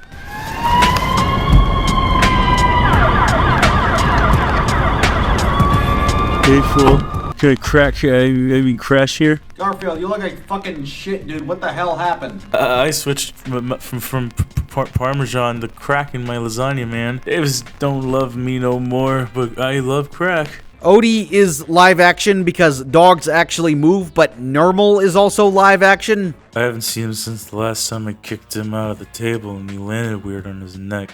But then they made a sequel, Garfield, A Tale of Two Kitties. Something tells me they just came up with the title before they came up with a plot. So I guess they were like, fuck it, we have to make a parody of Charles Dickens' The Tale of Two Cities because 7-year-olds would get that reference. It's just Garfield dicking off in England. Kind of like And Friends in a way, but this is just completely fucking boring and not witty. And it did fine at the box office, but not exceptional like the previous. So much like Scooby-Doo 2 not performing well enough, it was booted to getting direct-to-video movies. Hollywood Blues makes you want to holler sometimes and smoke some crack. In fact, getting a direct-to-video animated trilogy, which is easily the peak of Garfield not being Garfield. And even if these movies are all over a decade old, they still represent perfectly what Garfield as a brand has become. Hey, John, it's what I do. It's time to get Odie off the table. Don't do it, Garfield. That's our pet dog, Odie. Yeah, real is right because it's a real piece of shit. This movie's plot is so unnecessarily convoluted. I guess it was a chance to up the scale to combat the blatant creative bankruptcy. If the animation looks familiar, it's because it uses the same art style as the Garfield show released in 2009. So despite what the art style may suggest, it's not set in the Garfield show verse. Well shit, I guess I gotta bring up the 2009 The Garfield Show. The Garfield Show seems fine on the surface. Its intro is completely misleading and doesn't establish anything too out of brand. It has a really solid jazz instrumental tune with no shitty rapping, but if you watch the show, it's just weird for no reason and not in a creative way. As folks think I am a cat, not somebody to be trusted. My father thinks I'm bad. It's just riddled with, like, pointless conflicts. It's oddly sci-fi-ish at times and just throws whatever at the screen. This era of Garfield CG at least does a good job of making accurate geometry in comparison to the 2D iterations. It's not great animation, it's extremely plasticky, but at least it does resemble the Jim Davis art style in a three-dimensional format enough. The consistent animation errors are unintentionally hilarious.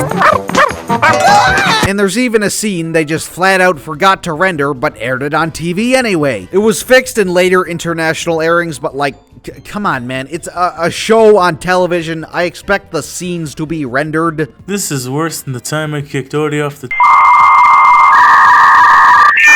There's worse Garfield media, but it's not better than And Friends, so there's no reason to watch it. It's that shit they'd air on TV when you're sick home from school or at the dentist office or something. You know, like Almost Naked Animals or whatever. Why do they have to be naked? Oh, it's because the word naked is funny. This movie takes place within a comic book universe, and there's an attempt at creating a wacky lineup of comic characters. But because they couldn't get the rights to any characters people actually give a fuck about, like Snoopy or the Lightbringer, the comic world aspect completely falls flat. Hell, they couldn't even get the rights to characters nobody gives a fuck about, like Marmaduke or Henry. Remember Henry? He's Henry. They didn't even include shit-ass Orson's Farm either. Okay, well, there are 2 licensed characters that nobody gives a fuck about. Dagwood from Blondie and Grimmy from Mother Goose and Grimm. Yeah, crossover 101 tips. Don't make it if you can't get the most gangsta characters. They do try to experiment with different art styles, but it looks like fucking shit. Why is the lesbian so realistic? That's not comic-y. The bear looks like shit in more ways than one. Who's this Duchess X Marge Simpson love child fuck? Why is her nose connected to her neck? Like, solid contender for worst character design ever. Look at Barbie. What a scary bitch. Why must you always be fiddling with things? I mean, why can't you just sit quietly like a good husband? Yes, dear. Uh-oh, looks like he's getting pegged tonight with her fucking nose. I'd take it in my crack to get some crack.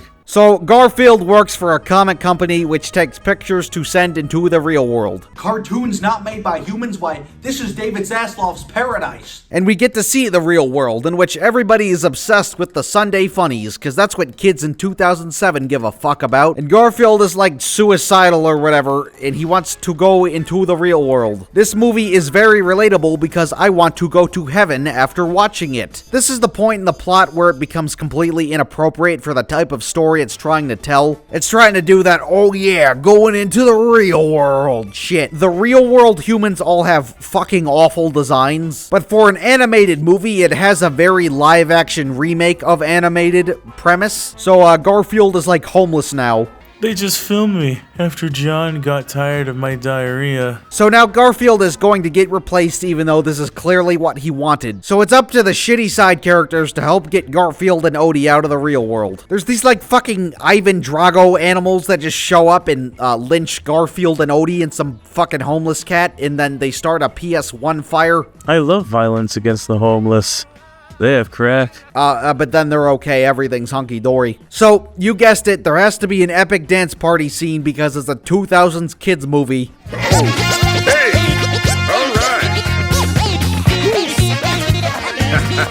Nothing happens the whole movie, and Garfield doesn't even get real until like 40 minutes in. The only conflict in the movie that's actually resolved is Garfield going back to the comic world. I guess he doesn't want to kill himself anymore. I'm not even sure that as a kid if I even finished this movie or not, because I remember hating it as a kid, and I don't remember anything from the second or third act. It's a movie with such an unnecessarily convoluted plot that has nothing to do with the source material, in which so little actually happens in it. You're going into orbit, you stupid mutt. Garfield. Time for a nap. I'm a cat who loves to snooze. Fun Fest. What a lame fucking title. The cover seems to imply that Es Gato Española or Rara. I run cross country all the time. The Colombian kind is authentic. The movie opens with like a 2D prologue that makes me wish the whole movie was like this, you know, but fully animated, which establishes that animals drink the mythical funny water to try and become funny. Less than 2 minutes in, and there's already dancing for no reason. So Fun Fest is a talent show, and Garfield wants to participate in it. And oh great, this bitch is back. Garf, that's like fucking rape. You can't do that. I'm famous. I'll get away with it. So Garf's on a quest for some pussy's pussy. Watch and spit it if you want to give me $100. And he has to rig the talent show by getting funny water. This makes me nostalgic for helping Bush get elected. So unfunny bullshit shenanigans ensue. So he starts gambling for his drugs. Jay-Z wouldn't give me $100 to gamble with. Thankfully, parents have an unlimited amount of money. So Garfield meets up with the fucking Keebler elf, and he has to learn how to be funny. Then they waste an unnecessary amount of time training, and there is so much fucking filler. Don't like cats hate water. Oh yeah, I forgot. Garfield is a cat. Fool, I don't drink funny water. I drink Coca-Cola with cocaine, of course. Garfield, don't hit the first tower. So during Garfield's jihad, he breaks the funny water bottle accidentally, so he can't rig the election anymore. And the Keebler elf comes back and is like, oh, Garfield, funny water is a scam like Big Pharma. Garfield, you can do it. So then he goes and starts fighting the random Hispanic fuckboy pussy, and it's a robot, and his dancing was a scam like Big Pharma. Sadly, the pigs don't take he may be a robot as an excuse to assault minorities anymore. Then, oh no, it's not a robot, it's normal in a mech. And all the single ladies wanted to fuck normal the entire time, so, he's like 4 years old, you're going to jail. Much like the previous, it's just a complete fucking nothing movie. It's set in like the span of an afternoon. Like, sure, there's no multiverse bullshit, it's easier to follow, but it's more boring and fucking lame and stupid, and has nothing to do with Garfield. I don't even know if I finished this movie as a kid. I do remember at least getting to this motherfucker and then seeing his accordion legs and hating it. It's just shitty and boring, doesn't need to exist, but oh snap, the finale of the trilogy. Can we just watch Hot Latina Pussy Adventures 44 instead?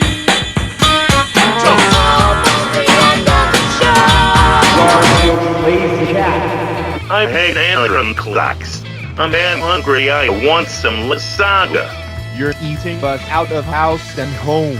Garfield. So this movie I actually really liked as a kid. In fact, I remember saying I liked this movie, but not really the Garfield show. I can recall watching it more than once, actually, on both Netflix and Cartoon Network. As a kid, my favoring of this movie made me curious to check out the previous two. What is this fucking cover? Why is Garfield a superhero? Cats aren't energetic. Well, Garfield is probably a superhero because it's 2009, motherfucker. The death of cinema itself, the Marvel Cinematic Universe, is in its infancy. So blah blah blah, they tried to capitalize on a rising trend. Except this wasn't an original concept. This was an obscure piece of Garfield history. In the late 90s, Jim Davis was like out of ideas or something and was like, wait, I'm a comic funny man. Why can't I be a comic action man? Switching the genre of comic, so fuck it, Garfield superheroes. And nobody gave a fuck about Garfield superheroes because it's a complete fucking oxymoron of a concept. Now, let's go back to when Thanos' car was the peak of comedy, and everyone was making like Avengers Endgame memes, with like one of the main punchlines being random characters fighting Thanos. And at the time, those memes triggered a since repressed memory that Garfield was a superhero at a point, and I liked it. Probably because I was super into Marvel Superhero Squad at the time, which was my introduction to a lot of the famous characters. For the record, I liked Thanos before he was a car. The pet force consists of Garzuka, Odious, Starlina, and Abnormal. Can't forget me, that and Save-A-Ho. These character designs are cursed and perfectly represent how much of an oxymoron Garfield superheroes is. So this movie goes back to the multiverse bullshit and as an alternate universe of the cartoon world, which is a comic book world. And John is the king and wants some pussy, and alternate universe Liz offers to be the bride with the intention of taking over the world as queen. Yeah, it took us 3 movies to finally introduce Liz, which is a perfect representation of Garfield not being Garfield. Because Liz is kind of an important character to Garfield lore, let's be real. You know, because presumably John lets Garfield get fat so he has an excuse to go see the veterinarian, you know, who he wants a prostate exam from. Now what about those keys to the kingdom? So, Normal is obsessed with the Pet Force comics, which are comics within the cartoon world, which I guess function in the same way that the comics exist in the human world. Get real, bitch! But then Garzuka shows up to Garfield's house and is like, Garfield, we have to assemble the Avengers. Pungent yet satisfying. Say yes to drugs. It way more fun. That Garfield? Not unless he's been putting something in his milk. Oh god, not this bitch again. Liz has a gun that can do anything. I fucking hate it when villains just have weapons with no rules. Like, just poison everybody so they can die, you stupid bitch, doctor. She's coming. Who's coming? Vet Bix. Who's this vet? Oh, it's because she's Liz Cheney. I love being Bush's cabinet. So Garfield is getting held hostage, and it cuts between shitty action scenes and shitty hostage scenes over and over again. Oh look, it's my favorite font, Comic Sans. So because gun, they have to fight off zombies. And then all the shitty side characters start kicking zombies in the balls. And because gun, there's an Attack on Titan garbage monster. Then Garfield snatches Liz's gun. Yes, Garfield has canonically held a gun. This movie is 10 years old, but still perfectly represents what Garfield has become, not an orange cat being an asshole. He's just anything but. Like, he should not be holding weapons. And then Liz ain't a Cheney no more, and she's redeemed for causing a terrorist attack, like her daddy. This entire movie is just like one shitty fight scene. There's so little drama surrounding the action that it makes it difficult to be invested in the presence of danger. You know, a conflict Garfield logically wouldn't be facing. There's no like 3-act structure either. It's like Act 1, 15 minutes long. Then Act 2, the rest, one fight scene. So the moral of the story is don't be a fucking sellout or your brand will lose its identity. Or in Garfield's case, become a fucking crackhead. Yes, I'm aware there's another Garfield movie that's not out yet. I don't expect that to be anything exceptionally terrible, so I decided not to talk about it. Don't confuse the Garfield movie with Garfield the movie. Garf's in the house and you don't stop. Henry's in the house and you don't stop. Damn, you the type of girl I just can't pass over. Give me one chance and I'll bend your ass over.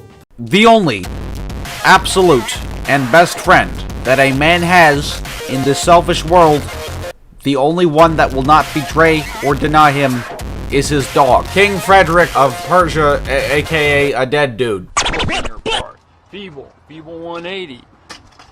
Feeble backside 180. Feeble shove. Front side feeble. Come on, man. It's 2003. Dude, they're called grapefruit grinds. They're not even feebles, man. I don't know. That's a shit attitude right there. Whatever. That is a shit attitude. I mean, get hurt a little bit, get a couple. Everyone loves dogs. Hitler loved dogs. Everyone loves dogs. They're loyal. It's just, you know, in their instincts and shit. They sit there. They're confused. They got zero clue what's going on, but they happy to be there. Everyone loves dogs. In my political ideology, Heath Ledger Joker once said, You see, in their last moments, people show you who they really are. So, in a way, I knew your friends better than you ever did. Which is actually a very smart statement because he's based and red-pilled. And because you can't be betrayed by a real person because real people are actually smart and can, you know, betray other people. The dogs are fucking stupid. That's why they're epic. Betrayal often leads to the loss of meeting someone you had a last moment with because of the betrayal. Another side of a said person's moral compass, meaning that the real person is exposed, and often the exposure is negative, meaning that once again, in people's last moments, they show you who they really are. Now, look, I love cats, but like biologically and neurologically, they're much different from dogs. They're fucking assholes. Source Garfield. Like, this motherfucker kicked Odie off the table. Like, Garfield is a fucking asshole. Whoever invented Christmas trees should be drug out into the street and shot.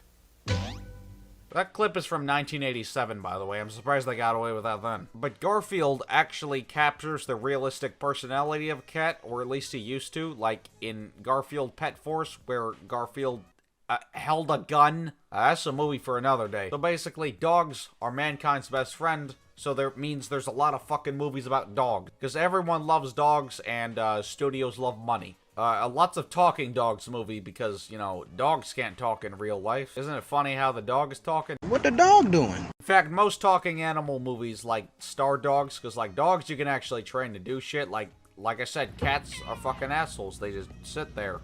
Evidence Garfield. That's why in like the live action Garfield was like CG, but Odie was live action because dogs do shit. Cats don't. Cats fucking kick Odie off the table. Now, I don't think this genre of movie is quite as popular as it used to be, but in the 2000s, however, I think live-action talking dog movies were at their peak. Yeah, but like, talking dog shenanigans is kind of like past its prime.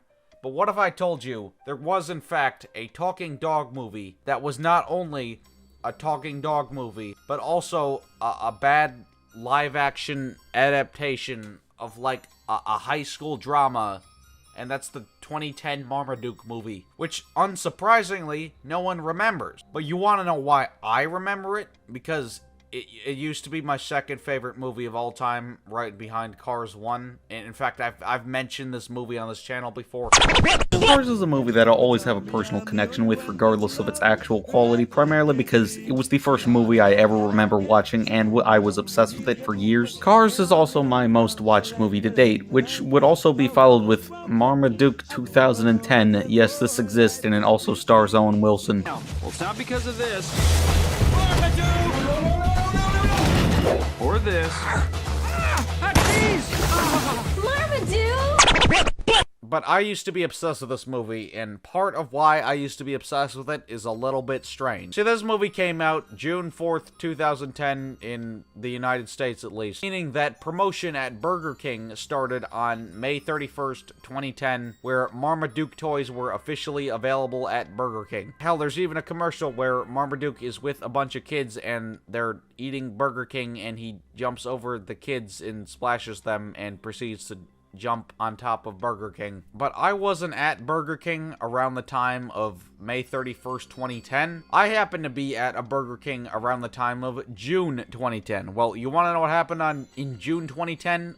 Besides Marmaduke, stupid fucking Twilight Eclipse came out. You want to know what also was available at Burger King in June 2010? Twilight Eclipse toys, to replace the Marmaduke toys, which came out the last day of May, meaning that for a limited time in the summer of 2010, both Twilight Eclipse and Marmaduke toys were available at Burger King. In fact, I remember at that Burger King, that fine day in the summer of 2010, they had fucking Twilight toys in the case, and that gave me anxiety, because, like, I don't want a stupid fucking Twilight toy. Like, Twilight was, like, for girls and was, like, fucking gay or something, I don't know. But I didn't want that. Actually, you know what? I still don't want Twilight. Fuck Twilight, even though I never actually watched any of it. Fuck Twilight. Thankfully, Burger King, despite advertising Twilight toys, gave me a Marmaduke toy. And it's not like there was an option for, like, both sexes. You know, one being Marmaduke and the other being fucking stupid-ass Twilight. Now, both the toy lines for Twilight Eclipse and Marmaduke Burger King toys had both boy and girl toys for the one property. In fact, King Frederick of Persia, aka a dead dude, once said, "A Twilight toy targeted at either gender is still a Twilight toy, and Twilight is for girls and is fucking gay. Marmaduke for life." Thankfully, I got the Marmaduke toy, and I didn't get the stupid fucking Twilight Eclipse toy. So, shout out to that random person in an Ohio Burger King in the summer of 2010, I guess. But since I became aware of this movie through a fucking Burger King toy, I tragically not get to see Marmaduke in theaters. I did see Beverly Hills Chihuahua 3 in theaters, but not Marmaduke, sadly.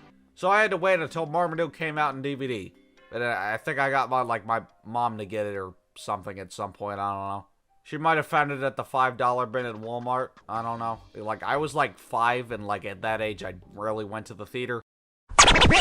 Alright, bitches, Marmaduke on DVD. So as you can see, this is a little fucked up, probably because I watched it so many times as a kid. Surprisingly, there's just a bunch of dents and zero shit stains whatsoever. But you actually pop the bastard open, and you can't really see it from the reflection, but like this DVD is incredibly scratched just from simple replay and also poor DVD treatmentship because I was a child. Yeah, so who knew that a marketing strategy of putting a movie-based toy for free, encouraging you to see the movie, actually fucking worked? You know, and I didn't want that stupid Twilight toy. Like, I was legitimately invested in this movie because of the toy. Not being fucking Twilight. But another reason why I was invested is that I kind of had like just a small Owen Wilson phase as like a 5-year-old. Wow. Like, if you could call it a phase, because it was really only 2 movies. I guess we could throw in Cars 2 and Mater's Tall Tales as well. Wow, check out that moon. Yep, I've been up there. You have not. Oh yeah, it's real pretty. Wait a second, that's not Owen Wilson. Wow, check out that moon. Wow. That's Keith Ferguson, aka Blue from Foster's Home. I actually made an error when discussing Mater's Tall Tales. I should have said Keith Ferguson's car, not Owen Wilson's car. Cars 1 and Marmaduke I have legitimately seen over 100 times, and they both star Owen Wilson, so I never called him, like, my favorite actor or anything. I was never obsessed with him, but, like, holy shit, I think, like, 6-year-old me had an Owen Wilson phase.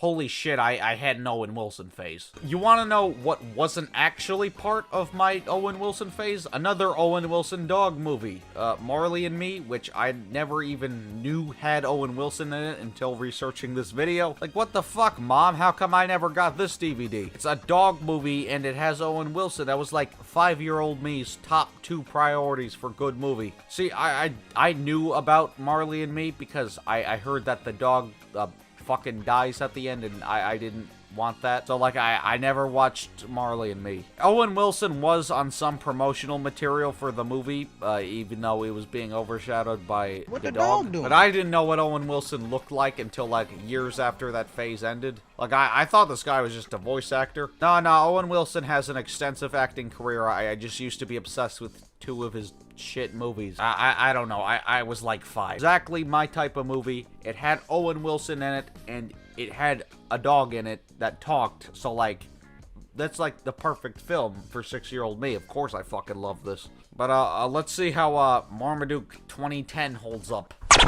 You can either, like, complain or you can skate. You're like a hypochondriac, and you're the worst kind of hypochondriac. You're a hypochondriac in denial. But this movie, overall, spoilers, does not hold up. In fact, it feels quite directionless. My biggest issue is the overall lack of direction. For example, it starts in a high school with a human, but this human is presumed to be an outcast because he's huge, which just reminds me of the epic Netflix duology Tall Girl starring Ava from Pedo Competition, I mean Dance Moms, where the girl, get this, is really tall, and that's the conflict of the movie. But for some reason, this movie, instead of just being excuses to write scenes of a dog just being a dog, it's like a shitty high school drama mixed with, like, Adam Sandler-esque humor, of course, but it's like a dog movie. But it stars Owen Wilson dog, who is like a fucking asshole to his owners. And I guess it does a good job of displaying his unlikability very quickly, but Owen Wilson dog's family is fucking rich, and he's a pain in the ass, and he's not likable. But he's not like a likable asshole like Garfield, who kicks Odie off the table. Like, there's no substance to anything he does. He just does shit for no reason, and it's not funny. He's just an asshole. But the fact that Owen Wilson dog is an epic MLG prankster gangster actually brings us to a commendable aspect of the film, and that's the actual physical tricks involved with the dogs. Now, obviously, all the dogs, like, speaking is, like, CGI, which is kind of a mixed bag. Marmaduke's, like, jowls on his mouth are kind of uncanny valley, because those are positions that dogs would never make. Just because it looks weird doesn't mean it looks bad necessarily. Like, it still looks geometrically attached to his face. The dogs do lots of shitty, unfunny things, but, like, that's difficult to get a real dog to do, so yeah, it's actually kind of commendable that they pulled the trick off. But Owen Wilson dog loves to just Owen Wilson and, like, provides lots of wacky commentary. But his owner's name is Phil, and Phil has a wife and 3 children, and as well as a cat named Carlos, who is voiced by George Lopez. So these are the heroes of the story. Owen Wilson dog and George Lopez cat. Phil gets a job offer in California, which serves as a metaphor for moving to a new school, but Owen Wilson dog can't go to school, he's a dog. So they decide to move to California, and of course, California shenanigans ensue. And there's like a really epic scene where they're playing Tupac on the highway. I can't play the song for copyright reasons. Scene is just raw as fuck.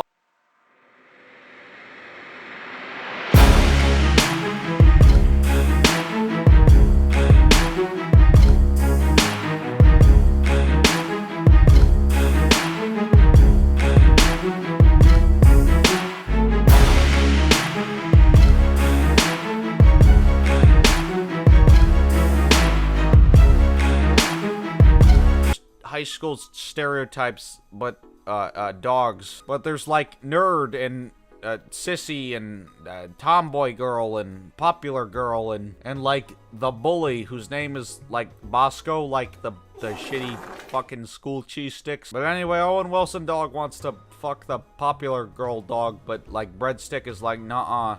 So how is Owen Wilson dog gonna get the girl? Man, this is what I think when I hear animal movie. Like, this is... So Owen Wilson dog is a simp now, and we get introduced to a completely useless plot point of a homeless dog that's sick with rabies. I guess he's trying to be like Marley, the old guy from Home Alone, or hell, even the pigeon lady in Home Alone 2. But he's only in the movie for like 2 scenes and could be cut completely. Like, it's set up as this major plot point, but like, no, they don't do anything with it. Maybe he's supposed to be like that homeless man that would ride the bus to school every day. But like, this character is pointless. In fact, fucking Spooky Buddies even did a creepy, mysterious dog character much better with the Halloween Hound, who can petrify things with his breath, but he gets farted on and then he petrifies himself. Do it, dog!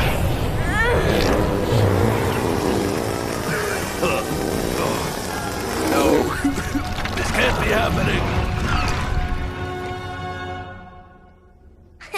Our secret weapon. That was wicked, dude!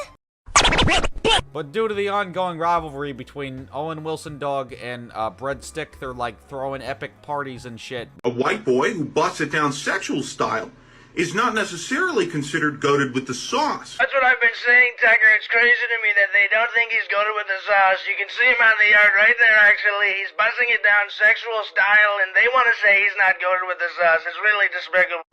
Then the house gets completely fucking trashed, and Phil is pissed, so Owen Wilson dog decides to run away, but then homeless dog says don't run away, so he goes back to the house. Or at least try to, because the fucking earthquake comes out of nowhere in a forced attempt for a climax. Like, again, it reminds me of like a bad Adam Sandler movie. It's like, fuck it, there's gotta be some suspension out of nowhere, climax time, even though we've been nothing but fucking dicking off the whole movie. Like, for example, in Grown Ups, it's just like fucking dicking around for like 2/3 of the movie, and then they gotta have like a final act, so like they play basketball, and Norma the North voice actor Rob Schneider is here. Adam Sandler? What are you doing here?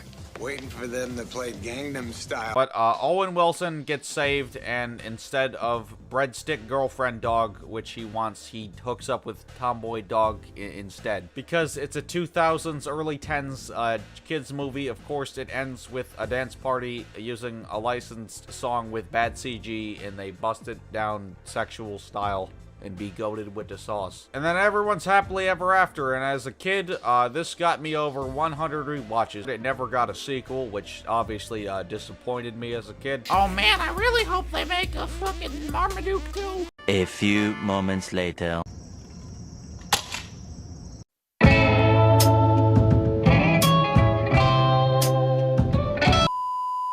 Guys, you don't know how badly I wanted Marmaduke 2 to come out. It was never announced or anything because the movie made no fucking money. But who knows, Marmaduke 2 could still happen. But like, surprisingly, this movie had like nothing to do with the source material. See, Marmaduke was a comic strip that debuted in like 1954, and from what I could find is still going somehow. But the main role of the author, Brad Anderson, who passed away in 2015, then the role was passed to his son, Paul Anderson, who, from what little information I could find, oversees all major operations involving the intellectual property of Marmaduke, and hasn't actually illustrated or published anything, but like the series officially hasn't been canceled or whatever. I could be wrong on that. But like Marmaduke the comic, from over 50 years of syndication, which is weird because I've never heard anyone mention this in public. Like, I've never seen something so ongoing get so little attention from the mainstream media. Like, if this comic ran for like over 50 fucking years, you figured it'd be like a household name, but like, no. How is this still going? Does anyone give a shit still? Yeah, I don't think exactly Marmaduke the comic resonated with multiple generations. Like, if any, like, fucking 50s kids are watching my videos for some reason, give me some info on that. Was, like, Marmaduke the hot shit back then? Like, the Sunday funnies ain't exactly all the rage anymore, because, like, we have the Garfield show where he kicks Odie off the table instead. Now, I could be wrong on this, but, the last, like, newspaper using entirely original comics with an entire dedicated comic section in a Sunday special, so, like, the main shit came out in like 1971. So yeah, I guess ever since like the early 70s, the Sunday funnies ain't exactly all the rage anymore. Yet most of this shit is like disconnected from the internet. I'm gonna need a fact check on that if you can prove it. Not many people talk about Marmaduke the comic, even though it went on for 50 plus fucking years. I can recall it was referenced in That 70s Show like once as like a one-off line. I know, man. Where's Marmaduke? Guys, wasn't That 70s Show just a classic? Be sure to comment which character you jacked off to the most. Mine is Donna's dad. Oh, hang on. The creator was impersonated on Rick and Morty once. Hi, I'm Brad Anderson, creator of the nationally syndicated comic strip Marmaduke. You should consider being a creative. I'm haunted by uncontrollable thoughts of mutilation and sexual assault on a near daily basis. But you know, I channel it all into my work. Oh, wow! Huh, I never got that impression from reading Marmaduke. Well, did you get the impression I was trying to make you laugh?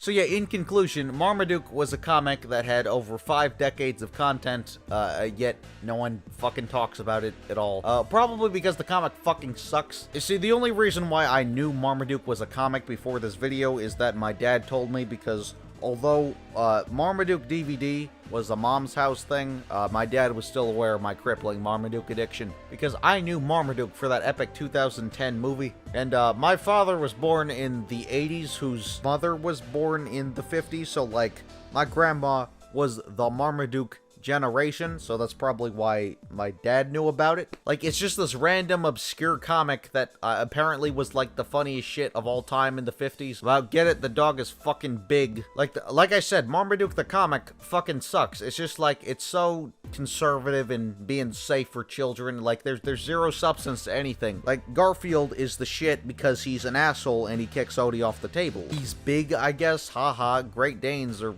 big dogs. And they're like one comic panels too, so like the punchline is limited to 1 frame, which also significantly limits it. I'm pretty sure Mom asked me to take you for a walk. Get it?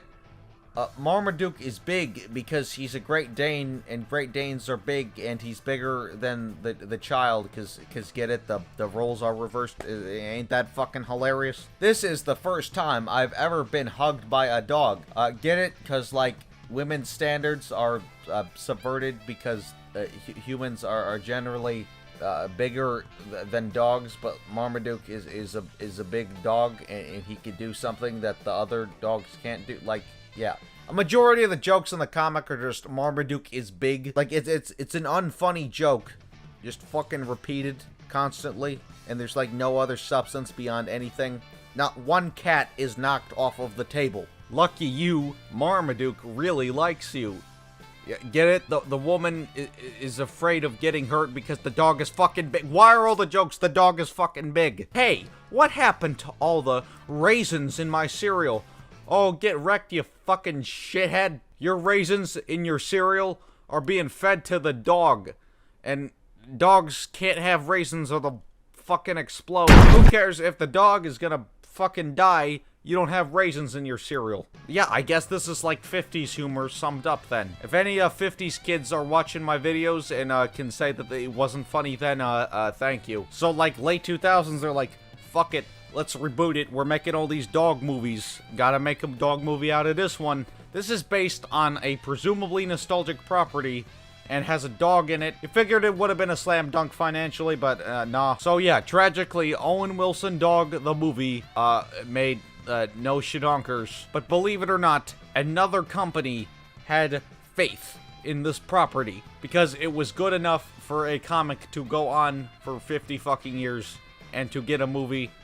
So like, that's something I get. I fucking locked a kid in the trunk. The kid asked for a sticker, and Frost snapped. Just went berserk on him. And I've never seen that side of you, and it frightened. Yeah, that's right. Netflix picked up the rights to Marmaduke. So for some fucking reason, in 2022, we get another Marmaduke movie, which was probably just made to cash in on fans of the original movie, because no one gives a shit about the comics because they fucking suck. Yeah, so Marmaduke is a Netflix original movie that exists. You see, the thing about Netflix is they'll just fucking greenlight anything these days because they want to look better in comparison to all the other streaming services. And I guess they looked at Marmaduke, they're like, fuck it, this is an intellectual property. This was a successful comic back in the day, even though no one gives a shit about it now. And it already got an adaptation, which was a bomb, but like, it already got an adaptation. It reached adaptation status in 2010. We gotta revive this bitch. Bro, what if we made a movie about a girl who was tall, and we called it Tall Girl? Approved! And then we made a sequel to the movie about the girl who is tall, and called it Tall Girl 2. Approved! Oh, let's make up 7 fucking seasons of Big Mouth, and a spin-off. Approved! After seeing Andrew's penis, it's all Nick can think about, as he wonders if everyone but him has— Oh shit, the Boss Baby made money at the box office. Bro, we gotta make a Boss Baby show. Approved! Oh, sorry. I didn't realize your brother was a liberal. Oh, because liberals are always trying to make excuses for shitty people. Dude, we already made child porn with Big Mouth. Let's capitalize on child porn and buy the rights to Cuties. Approved! Hi, Cuties. Guess what I just watched? Now, it's a solid film. It's a good movie. Definitely better than most movies. This film does try to make you sexually aroused by 11-year-olds. And I'll say it's not bad at it. Did it, Patrick! We saved this network. Then there's the occasional best thing you've ever seen that Netflix drops, like the Castlevania series of unfortunate events series, Marriage Story, El Camino, The Irishman. Majority of things they just bought the rights to, but still. I did actually like the first season of Stranger Things. I stopped watching after 2 because it was bad, but like, I liked that first season though. That was good. Hell, even things I haven't seen have like respected reputations. I haven't seen Squid Game, but like, people fucking love it, man. I've heard good things about BoJack Horseman and the early seasons of House of Cards as well. Orange is the New Black and like tons of other shit I've never seen, but like have good reputations. Too bad it's surrounded by so much fucking doo-doo. You know, speaking of Breaking Bad, you know, FX passed on Breaking Bad, so like Netflix does not want to be FX when they passed on Breaking Bad, so like, they're just gonna buy the rights to everything. Netflix, like, just give me a show. Like, why can't I have that? I'm perfectly qualified. I did absolutely nothing. If that's not qualification, then I don't know what is. But let's say Marmaduke becomes the hottest shit of all time a second, and then Hulu bought the rights to the Marmaduke movie. Then everyone would go to Hulu to watch Marmaduke, and they'd lose customers. Who cares if it's very painfully obvious that Marmaduke is not going to be the next thing? No, we have to buy fucking Marmaduke. God forbid, we can't let Hulu have fucking Marmaduke. In fact, I recommend you go on IMDb right now and give Owen Wilson Dog Movie a 10 out of 10. Hashtag Marmaduke Sweep. Hashtag Release Marmaduke 2. Hashtag Wow. Hashtag Family Guy. Hashtag Family Guy Funny Moment. Hashtag LOL Family Guy. Hashtag LOL South Park. But I like how the Marmaduke 2022 is a Netflix original and is a real thing. Like, this is real? I'm in denial that this is fucking real. But I first heard about this movie from a tweet that said something along the lines of, Netflix Marmaduke is the worst thing I've ever seen, no exaggeration. And then my reaction to that tweet was like, what the fuck, there's a Netflix Marmaduke? Because, like, Marmaduke is not a name I hear in public very often. If you scream Marmaduke, I'm gonna turn around. A, because you're screaming, and B, because you mentioned a childhood icon of mine. Like, I had no idea another Marmaduke movie was even happening.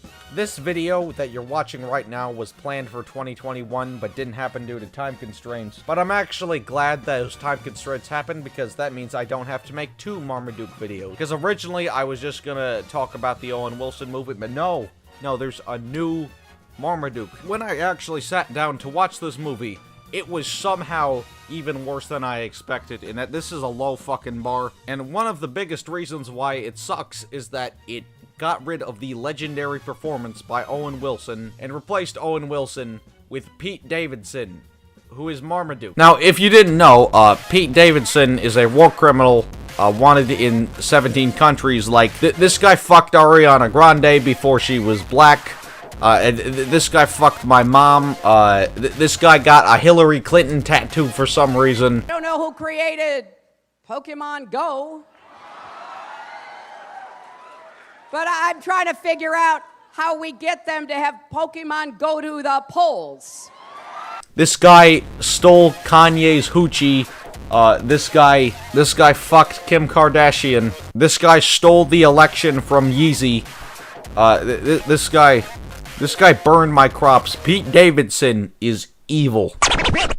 Alright guys, so breaking news. Pete Davidson and Kim Kardashian broke up. No more of that epic couple that everybody loved and clearly wasn't toxic from the start. So any jokes about that, just forget that was in it. Written and recorded before this all happened. And I guess the moral of the story is don't be a fucking idiot and comment on celebrity drama when you don't have the time to comment on celebrity drama when making fun of celebrities. But it turns out Pete Davidson is going to trauma therapy because Kanye made fun of him on Instagram. What a great excuse for trauma therapy. What you do? Your whole family died? Nah, bro.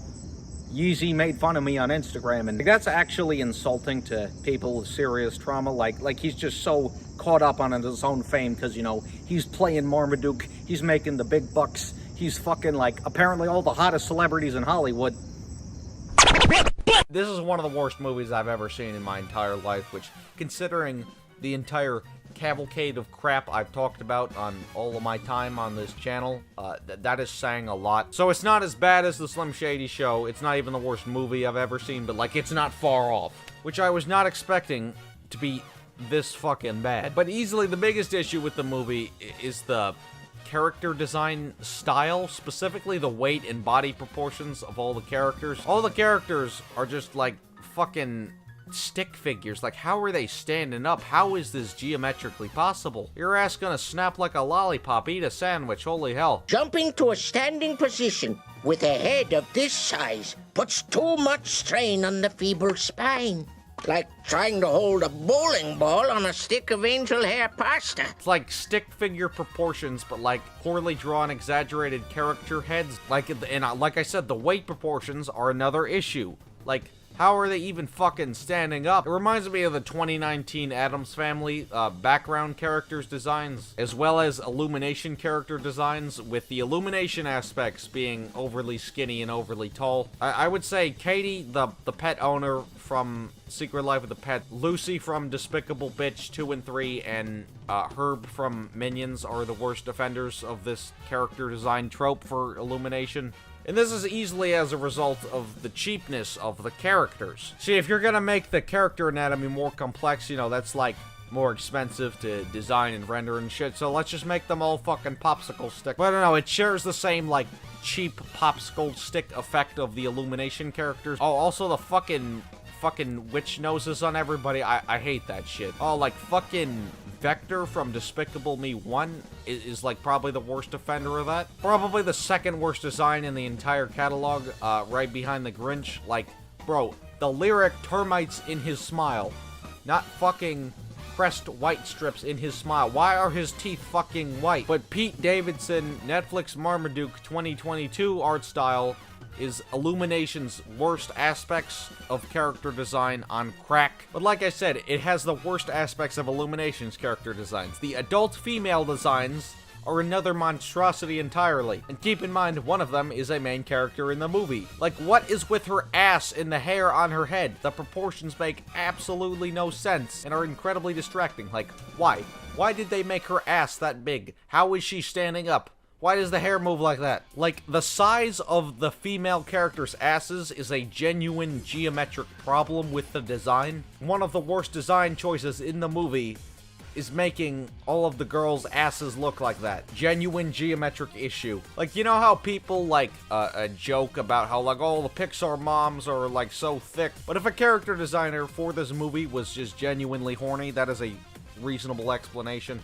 But that's just, it's like a genuine geometric inconsistencies. Like I hate the way the women's asses looks. How are you standing up? Another genuine geometric issue that is just the fat characters look like fucking weevil wobbles. They look like a completely different species. These don't look like morbidly obese versions of the healthy characters. Like, I have a hard time believing that these are two different weight proportions within the same body structure. Like, that doesn't add up. Why is everyone this skinny, and why is everyone this fat, and why are the asses so fat? Like, the character designs, like, are some of the worst I've ever seen. It doesn't really adapt the comic either. Like, there was a missed opportunity for, like, an actual 3D comic design. Now, the actual comic design is not really that distinguishable from any other comic. Again, it's just a dog doing shit. You know, Peanuts is distinguishable because of, like, the character's body structure. There's still room to, like, adapt page to screen, you know. In fact, that has been a trend in recent years. Or hell, even bringing up Garfield uses a gun movie, like, that actually does an okay job of making the 2D characters 3D. Like, there is some genuine geometric resemblance. This is just like whatever the fuck this is supposed to be. There is zero illusion in creating a moving graphic novel. Like, you figured Netflix would want to get on that game. But don't worry guys, we got Pete Davidson Marmaduke. But the film starts with Pete Davidson dog jumping into a pool from a high distance, but he somehow splashes the water so heavily that it floods the entire fucking house. This is the entire movie's brand of comedy, you know, just like, if it's convenient for a joke, we can just deny all logic really quickly, but then retcon it later. Like, you figured that wouldn't be possible, but no, Pete Davidson dog likes to do a little bit of trolling and floods the entire fucking house somehow. Apparently, the greatest dog trainer ever, like, wants to train him and use him in competitions, even though Pete Davidson dog clearly misbehaves. Like, his motivation for using Pete Davidson dog makes absolutely zero sense. Now, you figured he'd be a twist villain, but his character isn't a twist villain. No, he's like a teacher character. And so it proceeds into training scenes, which for some reason, the Marmaduke has anime powers, which is obviously just done for joke convenience. Read, nigga! Read! But they waste, like, a stupid amount of time training to fill 90 minutes. But then we get introduced to the antagonist, who is barely even in the movie, and is voiced by J.K. Simmons. Hey, look at me, I'm British. Wow, epic fail.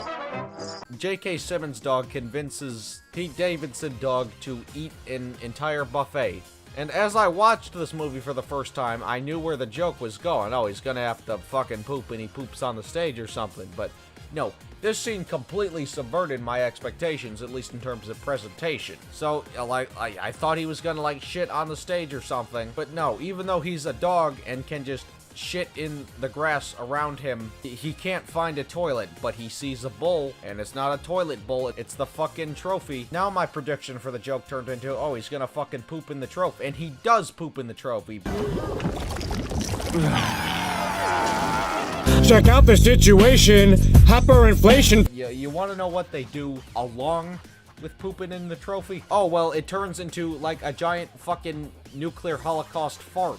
And there's a 2-minute scene of, like, characters screaming in agony in slow motion, which is a complete tonal shift that comes out of nowhere. All because Pete Davidson dropped, like, a fucking Schindler's List dookie. But due to the fact that he was trained by the greatest trainer, the trainer still needs to get paid, except he was intending to receive funds from the competition victory money. So, due to the fact that the family is going to go bankrupt from the fart holocaust, there is actually one decent joke in the whole movie where the dad is looking at the bill expense and it turns into a Star Wars title scroll. That was actually pretty clever. So anyway, the whole family's gonna go bankrupt, so just like in the Owen Wilson movie, Pete Davidson dog decides to run away because, like, dogs do that, I guess. And then apparently he goes around the world, presumably instantly, and just goes all these random countries that somehow. But by the time he comes back from, like, his epic traveling around the world, he's gonna try and win a competition again, even though we already had a competition scene. What's the point of making 2 competitions? And then the third act of this movie is just a bunch of random dog show shenanigans, and it keeps going on and on and on and on for like 30 fucking minutes straight, and it was painful to sit through. It is a desperate attempt to fill a runtime, and there's a Gangnam Style reference. Holy shit, I'm gonna come. Like, this shit would be boring to watch in real life. I don't want to watch it in a movie. Oh, and then right at, like, the third act of the movie, for some reason, there's a love interest out of nowhere, even though she's only in the movie for like 2 fucking minutes. And the trainer has a love interest out of nowhere too, who looks like a Lucy from Despicable Bitch. Like, girl, why are you destroying all of the lean? Also, there's like a bunch of other dogs who are just racist stereotypes. Like, get this, the Chihuahua loves tacos because Mexico. Oh, there's a Shih Tzu which has anime powers for some reason, and the Shih Tzu reveals J.K. Simmons' dog from earlier was actually cheating, and it turns out J.K. Simmons' dog didn't come in first place. Oh no!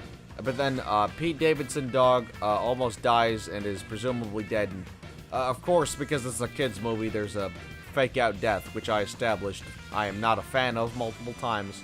But it's a weird one. There's like a full-on like funeral scene for like 2 minutes of mourning over the corpse. Except it's like a kid's movie too. He doesn't look dead. He just looks like he's on the fucking ground. Like, did you check his heart rate? He's not fucking bleeding. His fucking skull isn't in pieces. Like, he looks alive, and he is. It'd probably be best if there was no fake out death at all.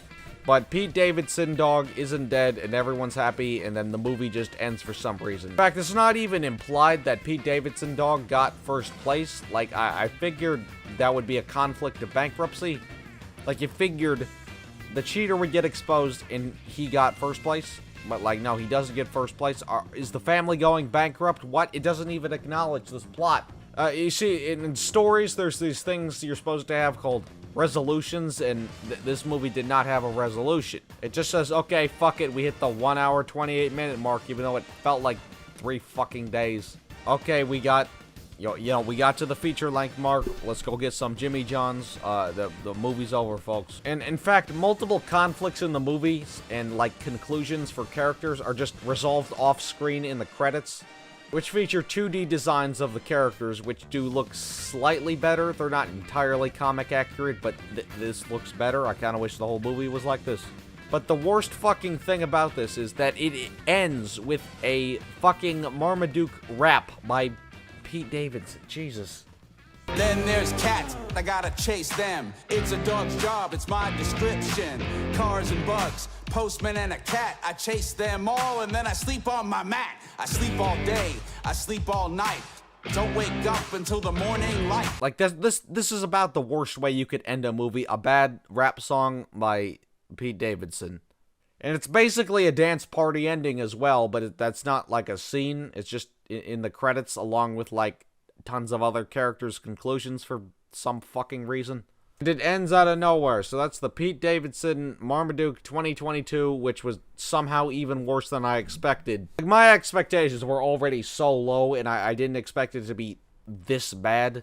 It's a low-budget Netflix adaptation of something that wasn't good to begin with and already had an adaptation that was terrible. So that random tweet I saw about it was the worst thing I've ever seen from whatever user that was, shout out to you. I really hope this does not get a sequel, but it's Netflix and it's a cheap kids movie. You never know. They might just start pumping these things out like Ice Age. I really do not hope for Pete Davidson Marmaduke 2. If that happens, I'll talk about them. Or if Hollywood really has faith in fucking Marmaduke, I'll talk about them. But Spooky Buddies is safe for another day. Never get caught. They were wrong. Now, they're in prison. Now, prison isn't any fun and it isn't any joke, so play it straight, gang. That way you'll get where you want to go, not where you don't, right? Bill Cosby, once a beloved TV dad, and tonight a judge now determining that he is a sexually violent predator, ordering Cosby be cuffed and immediately sent to prison. A remarkable fall in full view in that courthouse today. The 81-year-old Cosby handcuffed, being led away there. His legal team responded.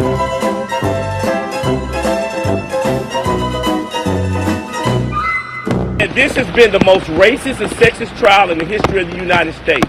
They'll say, you can't joke about rape. Rape's not funny. I say, fuck you. I think it's hilarious. How do you like that? Bill Cosby is probably the greatest person of all time. He is so epic and he never did anything wrong in his entire life. Regardless of what you think of Bill Cosby now, you can't deny the impact he once had on the world. He was the first African American to star in a reoccurring drama series, and he actually consistently put minorities on a positive light on mainstream television. And his family-friendly brand of humor, I guess, was really fucking epic or something. But then, plot twist, the racist-ass cops threw him in jail, and we have to get him out so I could suck his cock. Hashtag Bill Cosby did nothing wrong. Hashtag free Bill Cosby. Hashtag defund the police. Hashtag I wish the police that arrested Bill Cosby died instead of Brian. Brian, look out! This my shit. All the girls don't feel like this. Hashtag Family Guy. Hashtag Family Guy funny moment. Hashtag lol Family Guy. Hashtag South Park.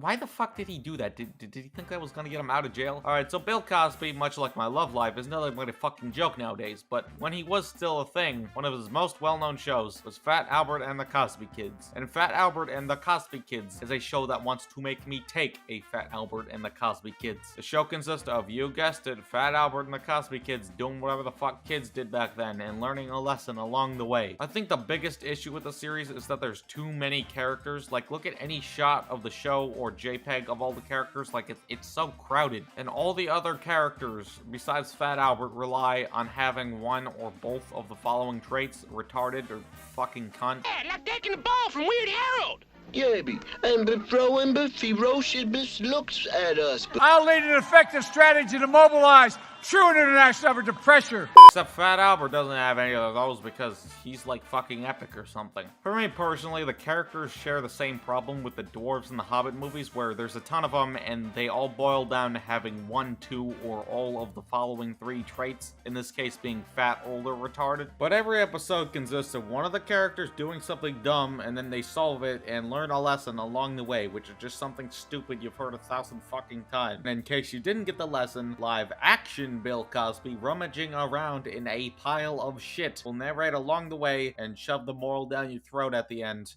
And trust me, he's really good at shoving things down people's throats. Or is it dry drip? Holy shit, Fat Albert, much like Joe Biden, has ended racism. Let's fucking go. My favorite episode has to be the junk food one. Yeah, kids, you hear that? Don't eat too much candy, even though the title character is the size of a fucking attack helicopter. Now, obviously, a lot of televised cartoon series from this era do not hold up. In fact, Hanna-Barbera in the 70s dominated the industry, taking over 80% of all children's programming. And keep in mind, Fat Albert wasn't a Hanna-Barbera show. It was animated by Filmation, one of the only major rivals to Hanna-Barbera back in the day. I mean, like, every fucking thing, I swear, had a show back in the day. Like, Chuck Norris even had a show.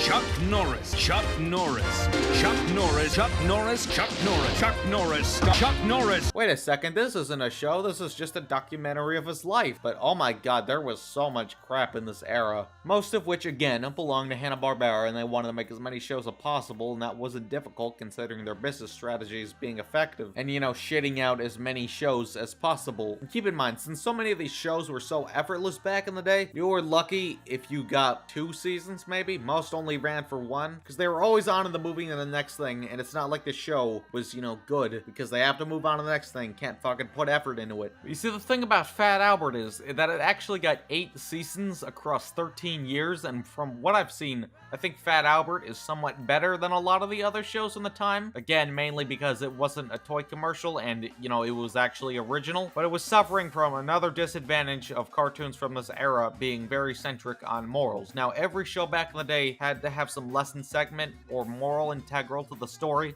Kids, there's nothing more cool than being hugged by someone you like. But if someone tries to touch you in a place or in a way that makes you feel uncomfortable, that's no good. It's your body. No one has the right to touch you if you don't want them to. So what do? First, you say no.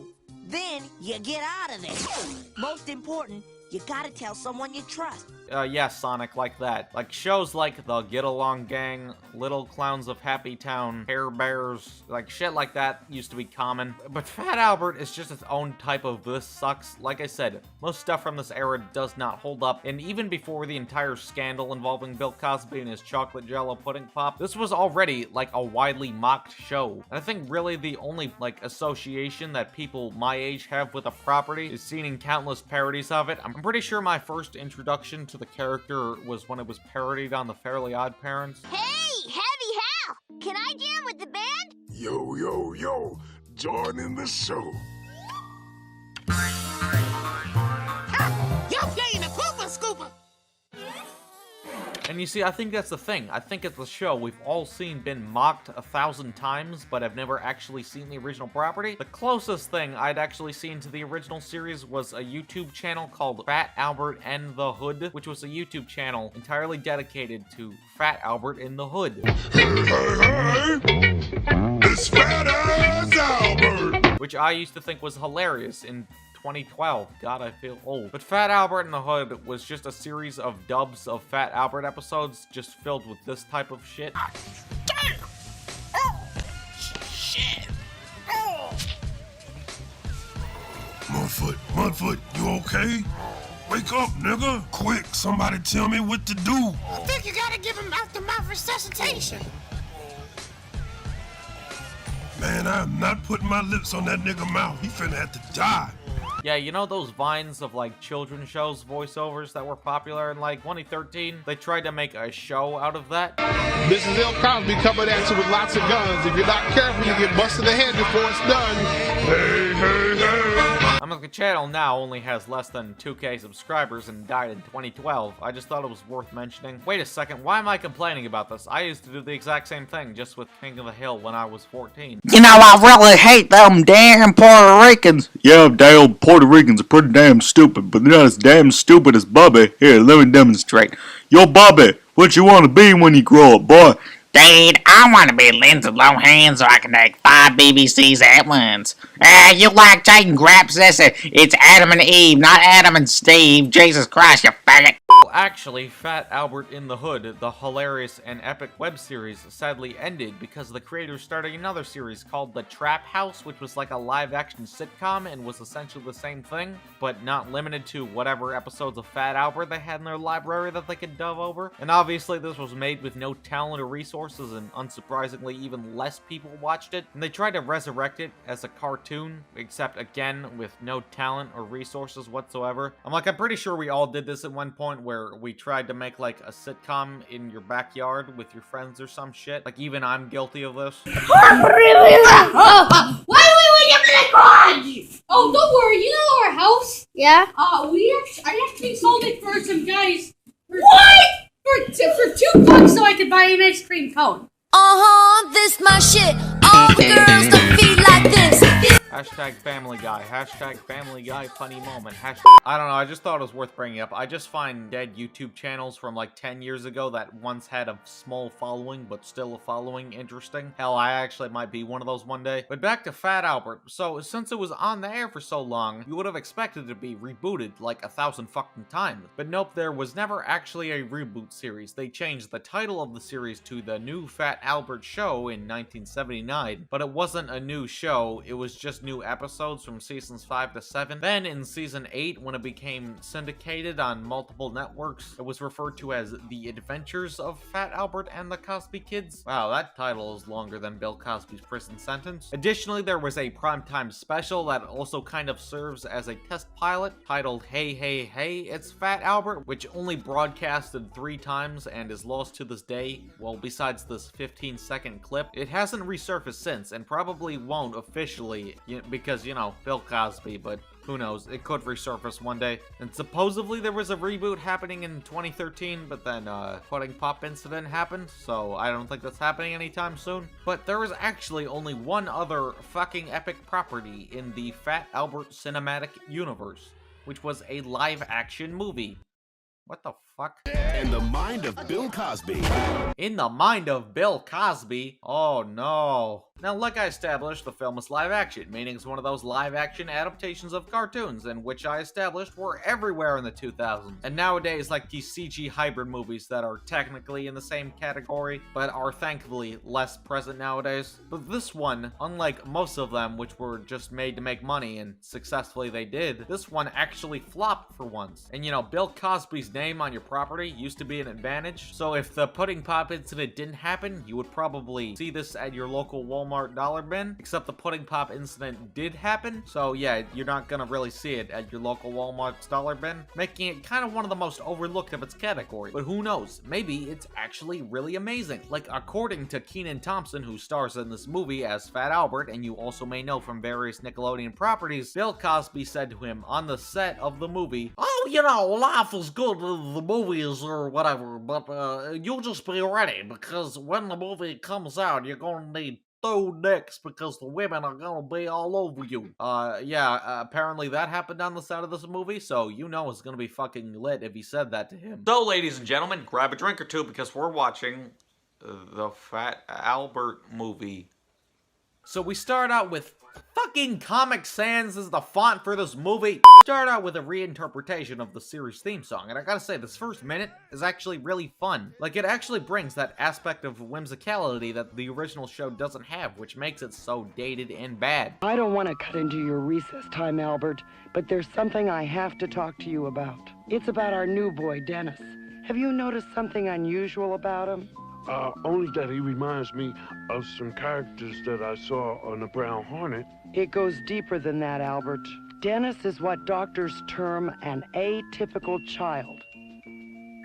Perhaps this might clarify it better. He is retarded. What you say? That you only meant well. Like, why wasn't the whole movie like this? Like, then you remember, oh yeah, this is the live-action movie. Where is my boy Kenan Thompson and his 2 dicks? Where is all that? Well, despite the movie being called Fat Albert isn't even the main character. The main character is actually a vulnerable teenage girl named Doris. And wow, this really does scream in the mind of Bill Cosby. And Fat Albert is like, oh, that girl looks nice. So, what does Fat Albert do?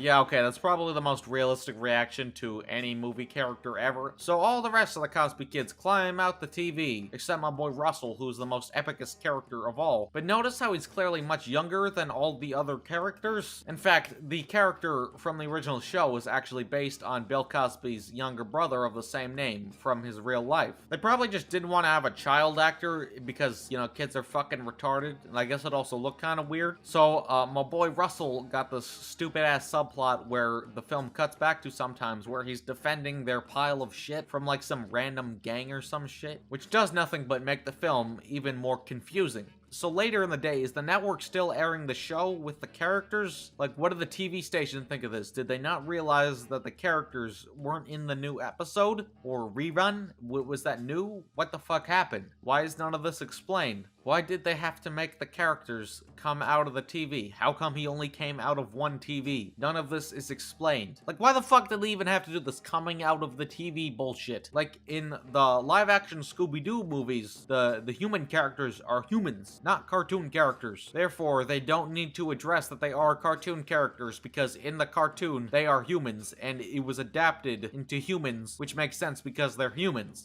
All you care about are swimsuit models. No! Look, I'm a man of substance. Dorky chicks like you turn me on too. Like, why? Why did they do this? This is such a stupid idea. It's not like they address it at all. It's not like it makes sense in the universe at all. Actually, that would require effort, which the film clearly didn't have to make the laws of this universe work in that context. But I'm gonna tell him that we need a gate, some kind of guard or screen to put over the TV set, so nobody can get out. Okay. Ah! Uh-oh, I do not like where this is going. But Fat Albert wants to help Doris make friends, despite Doris' sister being the hottest girl in the school and she being constantly invited to parties, but doesn't go to them and goes home and watches Fat Albert instead. So fuck it, they gotta get Doris some friends. But along the way, we get tons of fish out of water humor, which is so funny. Get it? They don't know what the thing is because they're from a different time period because the show came out in a different time period. Oh my god, this is hilarious. What are you talking into? A phone? It doesn't have any wires. You guys yanking my chain? Hey, yo, holy shit, is that Harvey Weinstein? But anyway, they get invited to a party, so what do they gotta do? They gotta go waste time in the mall, and we get a montage of them trying on clothes. And wow, aren't we original? But also, there's some jock kid named Reggie, and he hates Fat Albert because I guess movie has to happen. Reggie, you can't be in the Fat Albert movie. You're Reggie. You work for Nintendo. Not anymore! And they go to a party, and Reggie's like, hey, fuck you, Fat Albert, you're a fucking doo-doo head who can't do shit. And Fat Albert's like, haha, sure you are, you stupid bitch, and he starts rapping. And since fat's where it's at, I don't wanna get skinny. For what? I like the bigger heart that's within me. Ah, shut the fuck up, Mom! I'm listening to the Fat Albert rape rap! Also, Fat Albert is banging Doris' sister now, and I guess the Fat Albert and the gang realize that their color is fading away, so they have the option to stay in the real world and fade away like Bill Cosby's career, or go back into the TV, which means he can't get any of Doris' sister's chocolate cake at 4 in the morning, if you know what I'm saying. So Fat Albert's like, fuck it, I want some of that cake. So what does he do? He has to go to Bill Cosby. And what does he do to go to Bill Cosby? He goes to Bill Cosby's house. Oh, dude, don't go to Bill Cosby's house! What the fuck? Okay, well, theoretically, he should be fine as long as he doesn't look in his nightstand or basement. But plot twist, it actually turns out that Fat Albert is based on Doris's grandfather. Now, the Fat Albert character was actually based on an actual person, as were all the Cosby kids were based on people Bill Cosby knew growing up. But even if we take the actual history of the character out of commission, he wasn't a thing until decades after you were born. Also, Pill Bill, the whole bloody affair, can't do shit, so Albert breaks it off with Doris' sister. Oh, Lord. The way he leaps off of rooftops and flips backwards to face the camera before falling into a headfirst dive is just full of the exaggerated swagger of a black teen. It gives me goosebumps every time he does it. And there's gotta be some sort of climax, I guess, so Doris goes to a track meet and wins because fucking 2,000-pound Albert is so inspirational. And Reggie's like, my body is ready, fuck you, I'm gonna fight you. And then they're gonna fight. Wow, that was epic. Then they go back at the TV, everything's hunky-dory, the end. And that was the Fat Albert movie, and holy hell, if more people knew about this movie, it would probably go down as one of the worst of its category. Personally, I do think there are 2 more far appropriate directions they could have gone in when making a Fat Albert movie. The first could have been like an animated musical that had really nothing to do with the source material, but there's not really anything to adapt, so I don't think the fan base would care at all. Keep in mind, the original show wasn't a musical show. Like, they played instruments and stuff, but it wasn't really integral to the plot and the songs weren't frequent. But like I said, the first minute was actually really fun, and hell, I could have actually had a good time with the Fat Albert property for once. Or they could have done a complex character study as to what the answer of a cartoon character was forced to live in the real world would look like. The characters in this movie have such minimal development, it's not treated with serious or depth at all. The only character development they get whatsoever is that, oh, hey, look, the stupid trait that the characters have, well, guess what? They don't have that because they are no longer cartoon characters because they're in reality, and the film is not worth your time whatsoever. However, if you do want to make fun of Bill Cosby with your friends while watching this movie, then, yeah, I recommend it. Go fucking nuts. The biggest shit stain on his entire career in the Fairly Odd Parents franchise is the live-action movie. Fairly Odd Movie, Grow Up Timmy fucking Turner, came out in 2011 during season 8 of the show, and is supposed to be an epilogue, I guess, to the series that's not even fucking over yet and outlived the movie's lifespan. Like, it wasn't even over yet, so it was kind of hard to take seriously considering, wait, there's, what, like 6 more years worth of episodes left? So let's take a full look at Grow Up Timmy Turner. So anyway, we start out with our main lead, Drake Bell as Timmy Turner. You know what, Cosmo and Wanda? What, Timmy? Out of all the wishes I've ever made, there's one thing I've always wished I'd wished for. What's that, Timmy? I wish I was Drake Bell. Okay, you're the boss. Hello, handsome! No way! best wish ever. And this was a fucking awful casting decision. You know, yeah, Drake Bell, that's who should play Timmy fucking Turner. Yeah, you know, the hot, egotistical guy from Drake and Josh. And, you know, he was good in that, so, oh shit, you gotta watch it now. He was in The Thing You Like. Yeah, you know, Drake Bell, this guy, is just playing this average bucktooth kid that no one understands. Plus, this kid's a fucking retard, much like me anyway. Not one time does he wish for unlimited coochie throughout the entire series. What the fuck? But since the film was live action, it was clearly done out of recognizability from the network. But Timmy Turner's 23 years old and still lives with his parents and is still in the 4th grade, and he still has his fairies because he never passed the 5th grade and he never moved out of the house, never got a job, pretty much never did anything that made him responsible according to the rules. Despite the fact that in the show, there's a large theme of acceptance that established that Cosmo and Wanda had kids before him, and they will have kids after him for years, and he won't remember them. And that large theme of acceptance is part of why I respect and still like the good episodes to date. And if you were obsessed with the show like me for years, then there are tons of notable inconsistencies between the show and the movie. And plus, the original show was incredibly consistent within the confines of its own established restrictions. And considering this made a jump to live action, it was not well handled at all from what works on an animated format and what works in reality. And clearly they planned none of the CG out. Like, look how terrible these fucking fairies look. And plus, half the time Drake Bell is even looking at the fucking fairies, which indicates they had no plan or marker or anything. Like, this is computer generated. Just switch the frame that they're in. Like, it's not that difficult. This is computer generated. How is this not easy to fix? The fairies just fly around like assholes half the time. They don't even have any place. And like I said, the fairies look fucking terrible. So this may remind you of something, the Jimmy Timmy Power Hour trilogy. These were crossover specials with Jimmy Neutron and the Fairly Odd Parents, which for specific segments they swapped art styles, in which the Jimmy Neutron characters in the Fairly Odd Parents universe look fine, but the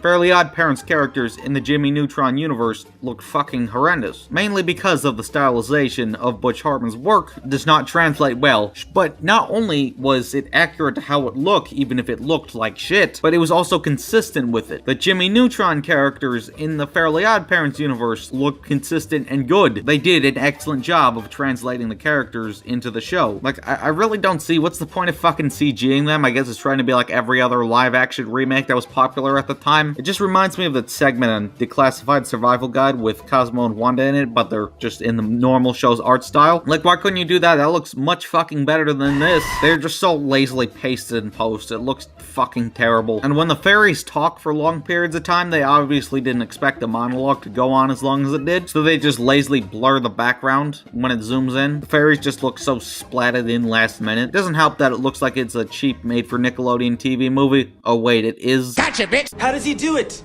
How is it even possible, Oh boy, here we go. Yes! And now I remember, he has... Ah! Shitty ass movie! Oh my god, look at this shit. Like, I'm not expecting, like, his hands to be bent like this, or his ears to be on his neck. Yeah, but, that looks fucking terrible. However, the one good thing about this movie, I will say, is that the guy playing Crocker is actually fucking amazing at impersonating the original character. Like, I'm dead fucking serious. This guy is actually great in this movie. Like, I unironically love him in this. But since Timmy is still in elementary school, it just is really unfunny, and it's kind of fucking creepy. Best day ever! Crocker has diarrhea. It's not like Billy Madison, which is funny because it pokes fun at how uncomfortable it is. But the setup is presented like he has this natural relationship with the rest of the class. Like, it's just fucking weird. Like, he's really good friends with his kids, which in Billy Madison, he's not. Anyway, Timmy continues to act like an autistic 9-year-old, and he sees that, yeah, some girl's doing something at some public service announcement. Then we get introduced to the big bad corporate villain that's not Doug Dimmadome, owner of the Dimsdale Dimmadome. Doug Dimmadome, owner of the Dimsdale Dimmadome. Doug Dimmadome? The owner of the Dimsdale Dimmadome? That's right, Doug Dimmadome, owner of the Dimsdale Dimmadome. Nope, this villain is literally just fucking Donald Trump. I'm not joking. He's literally just fucking Donald Trump. Like, why wouldn't you make him Doug Dimmadome, owner of the Dimsdale Dimmadome? Dimmadome, owner of the Dimsdale Dimmadome. That's what his character was in the original series. Timmy Turner. He's checking us out. Just like the ladies? Yeah, that's right, Timmy T. Looks like AJ is all grown up and styling in a brand new Argyle sweater. Oh my god, they really did my boys Chester and AJ dirty here. What the fuck? Anyway, Donald Trump tries to tear down a tree, but because there's a girl blocking it, Timmy is a simp and he decides to just wish away all the equipment. It's just like brushed off as like, oh, hurdy-dur, technical difficulties, sorry. Like, as far as the general public aware, that's not possible. What the hell? No one's questioning this? But anyway, it turns out that the girl that Timmy is simping for is actually Tootie. You know, from the show, who's the girl whose name means fart. And I don't understand why they thought getting a character from the show, entirely changing it, was a good idea. It's so stupid. Like, if you're gonna give Timmy a love interest, use the actual fucking love interest from the show. But anyway, Donald Trump gets a call from Crocker. They decide that they're gonna team up against Timmy, which again would have actually been cool if he was Doug Dimmadome, owner of the Dimsdale Dimmadome. That's right, Doug Dimmadome, owner of the Dimsdale Dimmadome. Like, it would have been cool to see these characters come together. And like I said, the episode that made me give up on the show when I was a kid was Timmy's Secret Wish. Well, actually, the episode before that, When Losers Attack, will always stick in my head, not because it was a shit episode, but the entire concept of it was that it forced all the previous antagonists together, and they created a group called the League of Super Evil Revenge Seekers, the Losers. And don't get me wrong, it's like an Atlantis Square Pantis situation where I will always consider it one of the worst episodes, mainly because as a kid I hated it. Yes, I still remember the episode because of how shit it was, and it almost made me give up on the show, which the next episode did. But it's cool because we get to at least see previous villains come together and do something, so it could have worked here, which uses a very similar concept. No one wants Crocker to team up with some random corporate villain that is literally just fucking Donald Trump. Like, seeing the Doug Dimmadome hat gag in live action, like, that'd be fucking hilarious, but I guess that wasn't in the budget or something. But then we cut back to Timmy, and it turns out that because he's horny for Tootie, he's at risk of losing his fairies. Since they decide to go up on a date, Cosmo and Wanda try to fuck up his date by turning into humans, which I guess they can do now. You know, they're not actually human form in a majority of the movie, but when they are, it's just really fucking uncomfortable, partially because of just the unnecessary inclusion and the terrible performance between both of them. Don't get me wrong, not all the acting is horrible. Like I said, the guy playing Crocker is fucking amazing. Timmy's dad and Jorgen actually do a decent job, and regardless of how Jorgen looks ridiculous with his stupid ass staff, and Timmy's dad is played by Darren Norris, his real voice actor. The want ads? Really? Ooh, they need unskilled workers at that new dynamite factory. Sounds exciting and dangerous. Which is also Cosmo's, which explains why they couldn't have live-action Cosmo played by Darren Norris. Actually, no, they probably could have gotten him if they actually fucking gave a shit and, you know, makeup and shit. They could have done that, but they're too lazy. But Drake Bell, hurdy-dur, goes on the date and it gets ruined because they pour food on Tootie's head. Yeah, the date goes horribly, but it would have been fine if Timmy just tipped his pink fedora like a true gentleman. But anyway, they go to the park from earlier, and then Timmy is there and he falls out of a tree. Timmy!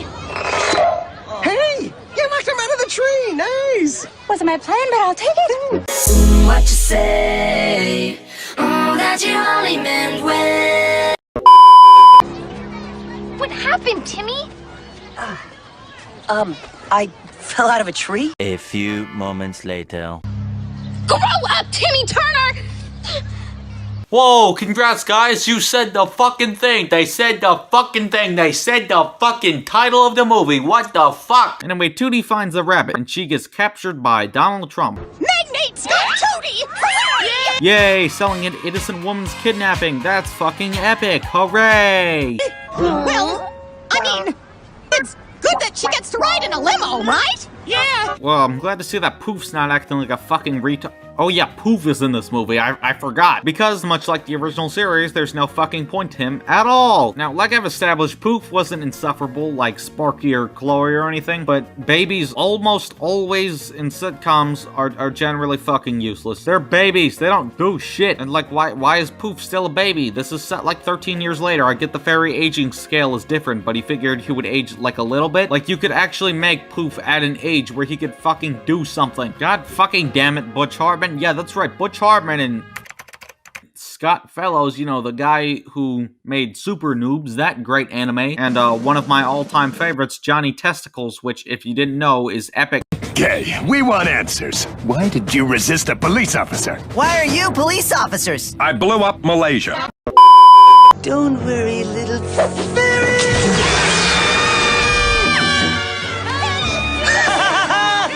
Yeah, thanks to my atomic fairy incarcerator, I'll show that Timmy Turner that I now have possession of his fairy godparents!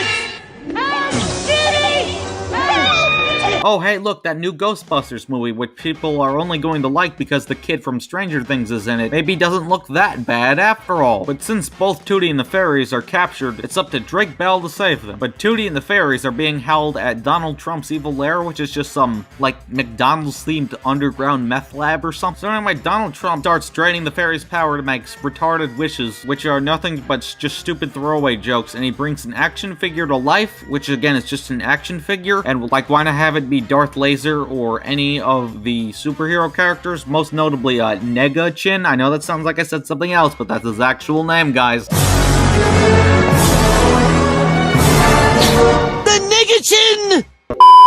Like, there are tons of superhero characters. Why couldn't you have it be one of the superhero characters? Anyway, Timmy gets in the building and finds that the fairies are at risk of dying because they have their power drained, which is pretty fucking stupid thing for Donald Trump to do. And then, so yeah, Timmy has to fight the robot, which has batteries for some reason, even though it was like a tiny action figure earlier. Like, those don't have fucking batteries, let alone 2 of them. But Timmy confesses his love for Tootie, making the magic go away. Which means that Timmy has officially become an adult, even though falling in love, both in the context of real life and the show, does not make you an adult. But then the fairies disappear, Trump goes fucking crazy, and they live happily ever after and probably have tons of premarital sex, if you know what I'm saying. But nope, a new rule is passed that anyone named Timmy Turner that has saved the world on multiplication can just keep his fairies as long as he uses them for good. So yeah, the theme of acceptance within the show, let's just shit all over that. And why does it have to be someone called Timmy Turner? Like, I get naming the law after him, but why does it have to be someone called Timmy Turner? So yeah, good job, Timmy, congrats, you're an adult. Good job keeping yourself and girlfriend financially stable with a 4th grade education.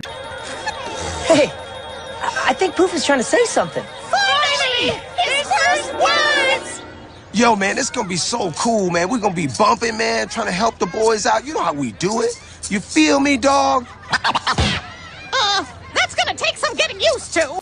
Yeah, okay, cool. Fucking kill me. But then they fly out of the middle of nowhere with their fucking Back to the Future van. Yeah, that was fairly odd movie. Grow up, you fucking retard Timmy Turner. And yeah, overall it's fucking awful. Just watch Channel Chasers instead. And there are actually a surprising amount of positives considering how much shit the film is. Like I said, yeah, Drake Bell is fucking terrible in this movie. But like, he at least had chemistry with Tootie. Like, if he wasn't playing Timmy fucking Turner and the material's complete shit, I could actually see these actors working off each other really well. But the film heavily suffers from just misusing ideas that are brought up within the show. Like, seeing Timmy much older, maybe in like a high school setting, is something a manageable idea for a series finale. Like, which, keep in mind, the show never really got, yeah, there was a last episode, but it didn't end with any fanfare at all. Like, I think Butch just wasn't expecting the cancellation, was expecting to make 14 more seasons of this shit. Or it could have been intentionally done just in case Nickelodeon would ever revive it, which, like I said, could happen. Butch Hartman will eventually probably come crawling back like the sick son of a bitch that he is. Dude, can you just admit that this Oaxis thing is a fucking disaster and it's never going to happen, or if it does happen, it's going to fail horribly? Why does Timmy still have his fairies? What the hell? Like, Timmy losing his fairies is a concept that, as you get older, makes more and more sense. And keep in mind, the show finally ended in 2017. This came out in 2011, like I said earlier, so if you were to watch all the episodes in order, plus this, it would make no sense. In fact, there are plenty of things from the later seasons that you figured that they would be addressed because it's like an epilogue, but no, why would you make this if the main show is still running and it's connected to the show and set afterward, but it's not over yet? And these movies so heavily rely on, hey, Drake Bell is in this, remember the thing he was in, which is actually worth a shit to the, I'm actually surprised Josh Peck wasn't in this. It relies on Drake Bell this goddamn much. Like, people are gonna like it no matter what. Like, oh, Tom Holland is intended to play Nathan Drake in the Uncharted movie,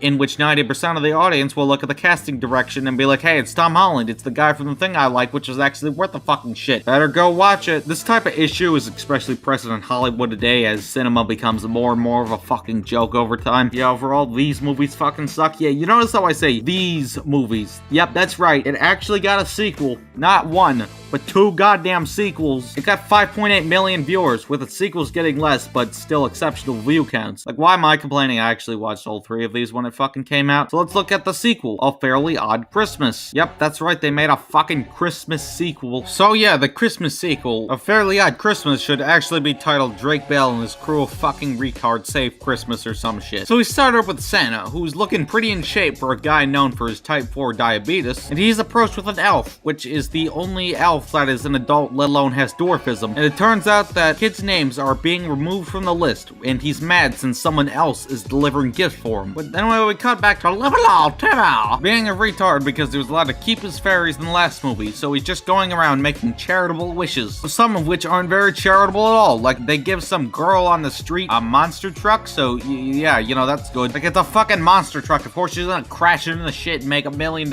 in fucking property damage. What the hell? Oh, they make a toy dinosaur into a giant Godzilla. Again, probably causing millions of fucking dollars in property damage, and probably getting killed in the process as well. Oh, they even clear traffic on a bridge. Like, where did the other cars go? What the hell? Did you kill somebody? Or they make Paris go into an eclipse and set fireworks for some random fucking girl. They turn some desert into a grassland, and there's a camel. They straighten the Leaning Tower of Pisa, and they give, like, a girl in a third world country a unicorn. At least she's giving them food. Then they give criminals expensive TVs. Yeah, very charitable. But anyway, they crash the fucking band because they're retards. And then we run into the only good thing of this franchise.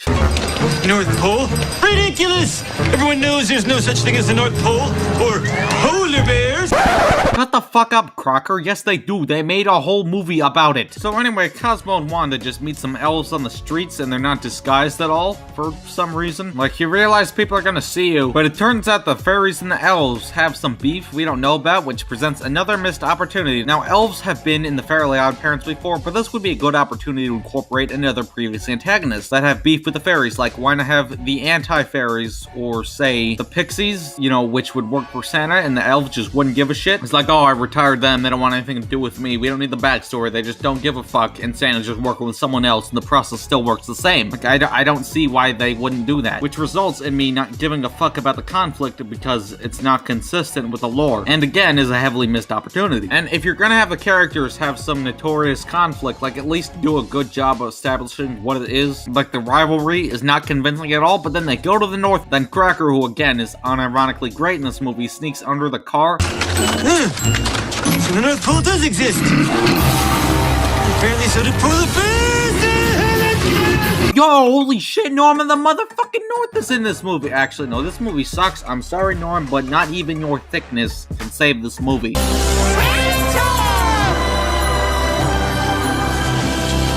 I need a word with you. Wait, why don't they know any of this? Timmy has met Santa multiple times in the original show. But anyway, Santa asked Timmy to stop making generous and totally not autistic wishes, but then one of the machines break down. Using fairy magic in an elf-made building! It wasn't us!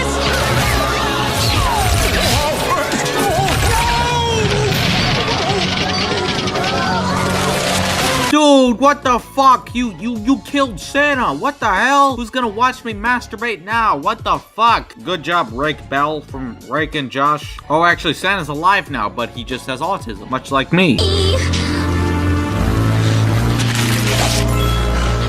Santa, are you okay? Speak to me! I'm fine, Mommy. Ha ha ha. That ho. Santa Claus, are you hurt? Santa Claus? Who's Santa Claus?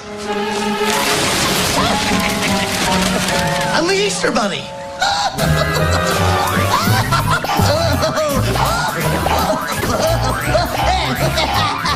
Clearly, the fall scrambled Santa's head. He's forgotten who he is. Who knows how long he's gonna be like this? Oh, it gets worse, guys. I think those are rabbit trappings. Oh, Tootie, you fucking cunt. You seriously never seen an obese man intentionally shit on the floor in front of a crowd of bunch of midgets? What the fuck? But anyway, Jorgen pops in and hands him the rules, even though he got the rules in the last movie. But fuck it, Timmy is Santa now, because Santa is autistic, like Nostalgia Critic's thumbnails. Lord forgive me for what I'm about to do with this one. But anyway, it turns out that Timmy can't be Santa because he's on the naughty list. So to get him off the naughty list, they have to find the one fucking elf with dwarfism. And Cracker comes along in this movie because, well, I actually like that, but it is really weird if your teacher walked up to you and was like, hey, you want to go through some autistic adventure to find a midget through the fucking North Pole? And I will give him credit for actually filming in a real environment and not a shitty set or a green screen, which they could have very easily done. It would still look like shit. In fact, it looks worse than the last one. That's why it looks so bad, but that's probably where all the budget went. Like the rendering on the ferries looks even worse this time around. You're so short you couldn't take a please. Burn! Ugh. Whoa, bro, look at this epic footage of them ziplining on candy canes that they shot at a 720p fucking GoPro. Wow, that looks epic. They even find penguins, which don't live on the North Pole, and they run into animated gingerbread man voiced by Butch Hartman, and then Crocker murders one of them, and then they throw snowballs at them, and then it looks terrible. But it turns out a wave of negative energy is making everybody depressed. Oh, like what I feel all the time. But then they cross the bridge, which is like really dangerous because there's a bridge in a movie, and then they find the elf with dwarfism, but it turns out that Timmy is on the naughty list because of its fucking autistic wishes. And it turns out that unsparingly, the girl that had the unicorn in the third world country is start in the sky. The monster truck girl is destroying shit with the monster truck. Godzilla is destroying Tokyo, and the criminals still have all the stuff that they have. Even though I thought he like donated the stuff to him through magic. I guess Timmy like stole all the shit for him. I don't know. It was an accident. Was it, Timmy? Yeah, come on, that was an accident, much like me. So Timmy learns his lesson, and the moral here is, I guess, don't make stupid wishes. Like, I can't fucking do that in real life. Well, why is this incorporated? But since Cracker thinks that Timmy's a good person, he gets removed from the naughty list. But then they go back to the North Pole, they save Christmas, and not any of the people that he put in harm due to his stupid wishes, and Cracker flirts with a child. So in essence, it was I who had saved everyone's lives on the Bridge of Bad. So yeah, that was Fairly Odd Christmas. Overall, just watch Christmas every day instead, or Merry Christmas, Drake and Josh instead. Now, this movie is surprisingly a huge step up from its predecessor. It's not good by any standard, let alone the original, but it actually knows what it is. It's a dumb kids movie, and even if you've never seen The Fairly Odd Parents, or they were cut out of this movie entirely, I could see a kid legitimately enjoying this. Like, it's just like a bad Disney Channel, or in the future, Disney Plus movie. Like, let's just say The Ultimate Christmas Present, which I remember for some reason, which, yeah, it sucks. It's not high art or anything, but it's not horribly insulting and it makes sense in what is established. And here, I could see a kid actually liking this movie, much like I did when I watched it for the first time, even if it has nothing to do with the original show. But that I cannot say the same, however, for the third movie. Oh yeah, that's right, there's a fucking third movie. So, The Fairly Odd Summer is supposed to be the entire finale of the franchise or some shit. Kind of like Channel Chasers was the finale. The first movie was the finale. Or the finale was the finale. But this movie has nothing to do with either parts of the show, good or bad, or the first or second movie. But we start out with Timmy working an office job, which fails miserably at being funny because the entire gimmick of the original concept of the film is that he's a child that somehow never hit puberty, and it doesn't work with the setup at all. And again, the film looks even worse with each goddamn installment, and the fairy character models look even worse. Like, look at the polish on the fairy world background, which isn't even CG, and then look at the fairies, like, what the fuck? Like, the character models are painfully reused in this one, and again, nobody cares that the fairies are clearly visible in public. But we get introduced to more characters, such as boy and girl, and it's extremely obvious that they will get fairies in the end because their parents neglect them even though they're rich, and they're kind of just set for life. Like, no, they're not miserable. Timmy got fairies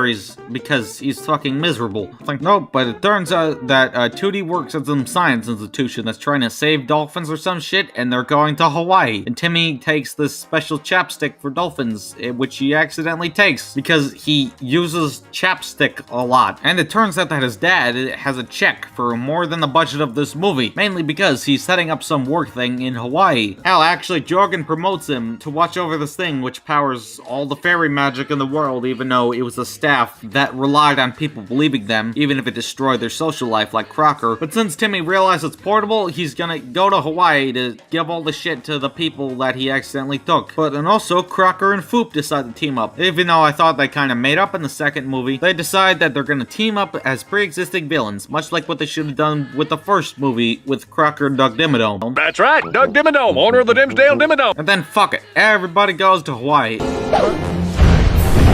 Vicky? Oh no. Timmy Turner! I should have known you'd be behind their escape! Escape? Oh, don't play smug with me, twerp! I'm their nanny, so It's my summer job. Oh yeah, Vicky is in this franchise. She was in the first movie. It's a pointless cameo. I didn't bring it up at all. They didn't do her dirty like my boys Chester and AJ, but yeah, good job replicating the cone tits though. And despite all their actions, it's never brought up once that they're siblings, which, you know, they are in the original show. But Crocker and Foop get the magic orb thing or something instead of just wishing that it was at the top of the volcano, which they decide that they're gonna throw it in. They successfully get it by Foop turning into a human and cosplaying Monkey Jones. Like, literally, it's the exact same fucking mask. What the hell? And yeah, they're gonna yeet it into the volcano. But Timmy and Tootie realize that they fucked up, so they split up, and then Vicky traps Cosmo and Wanda in a fridge, and Drake Bell just acts like a retard for an extensive amount of time. Yeah, I think they just realized the film wouldn't be long enough, even though it's only an hour and 6 minutes, or they had like an extra day on set that they didn't know they needed because this was not planned out at all. But Chartman's just like, fuck it, we have an extra day. Drake Bell, do whatever you want, suck your own dick, I don't care. I'm gonna go pray to Jesus, get a cheeseburger, and post the Fairly Odd Parents Ugandan Knuckles crossover and many more autistic crossovers on my Twitter.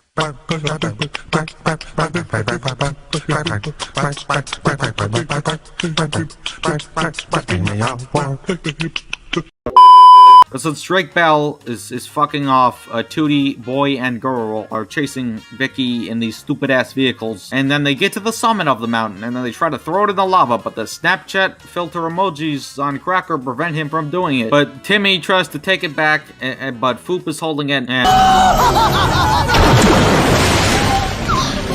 No, Timmy! Timmy! And holy shit, they killed Timmy, you bastard! Oh wait, it's Butch Hartman. It's always, and then the opposite happens. That's kind of his brand of humor, especially in the shitty seasons of the Fairly Odd Parents. So the opposite happens. Of course, I know it's going to happen. Just boom, just fucking bring back Drake Bell somehow. What is it? Is it an alien? Is it a ghost?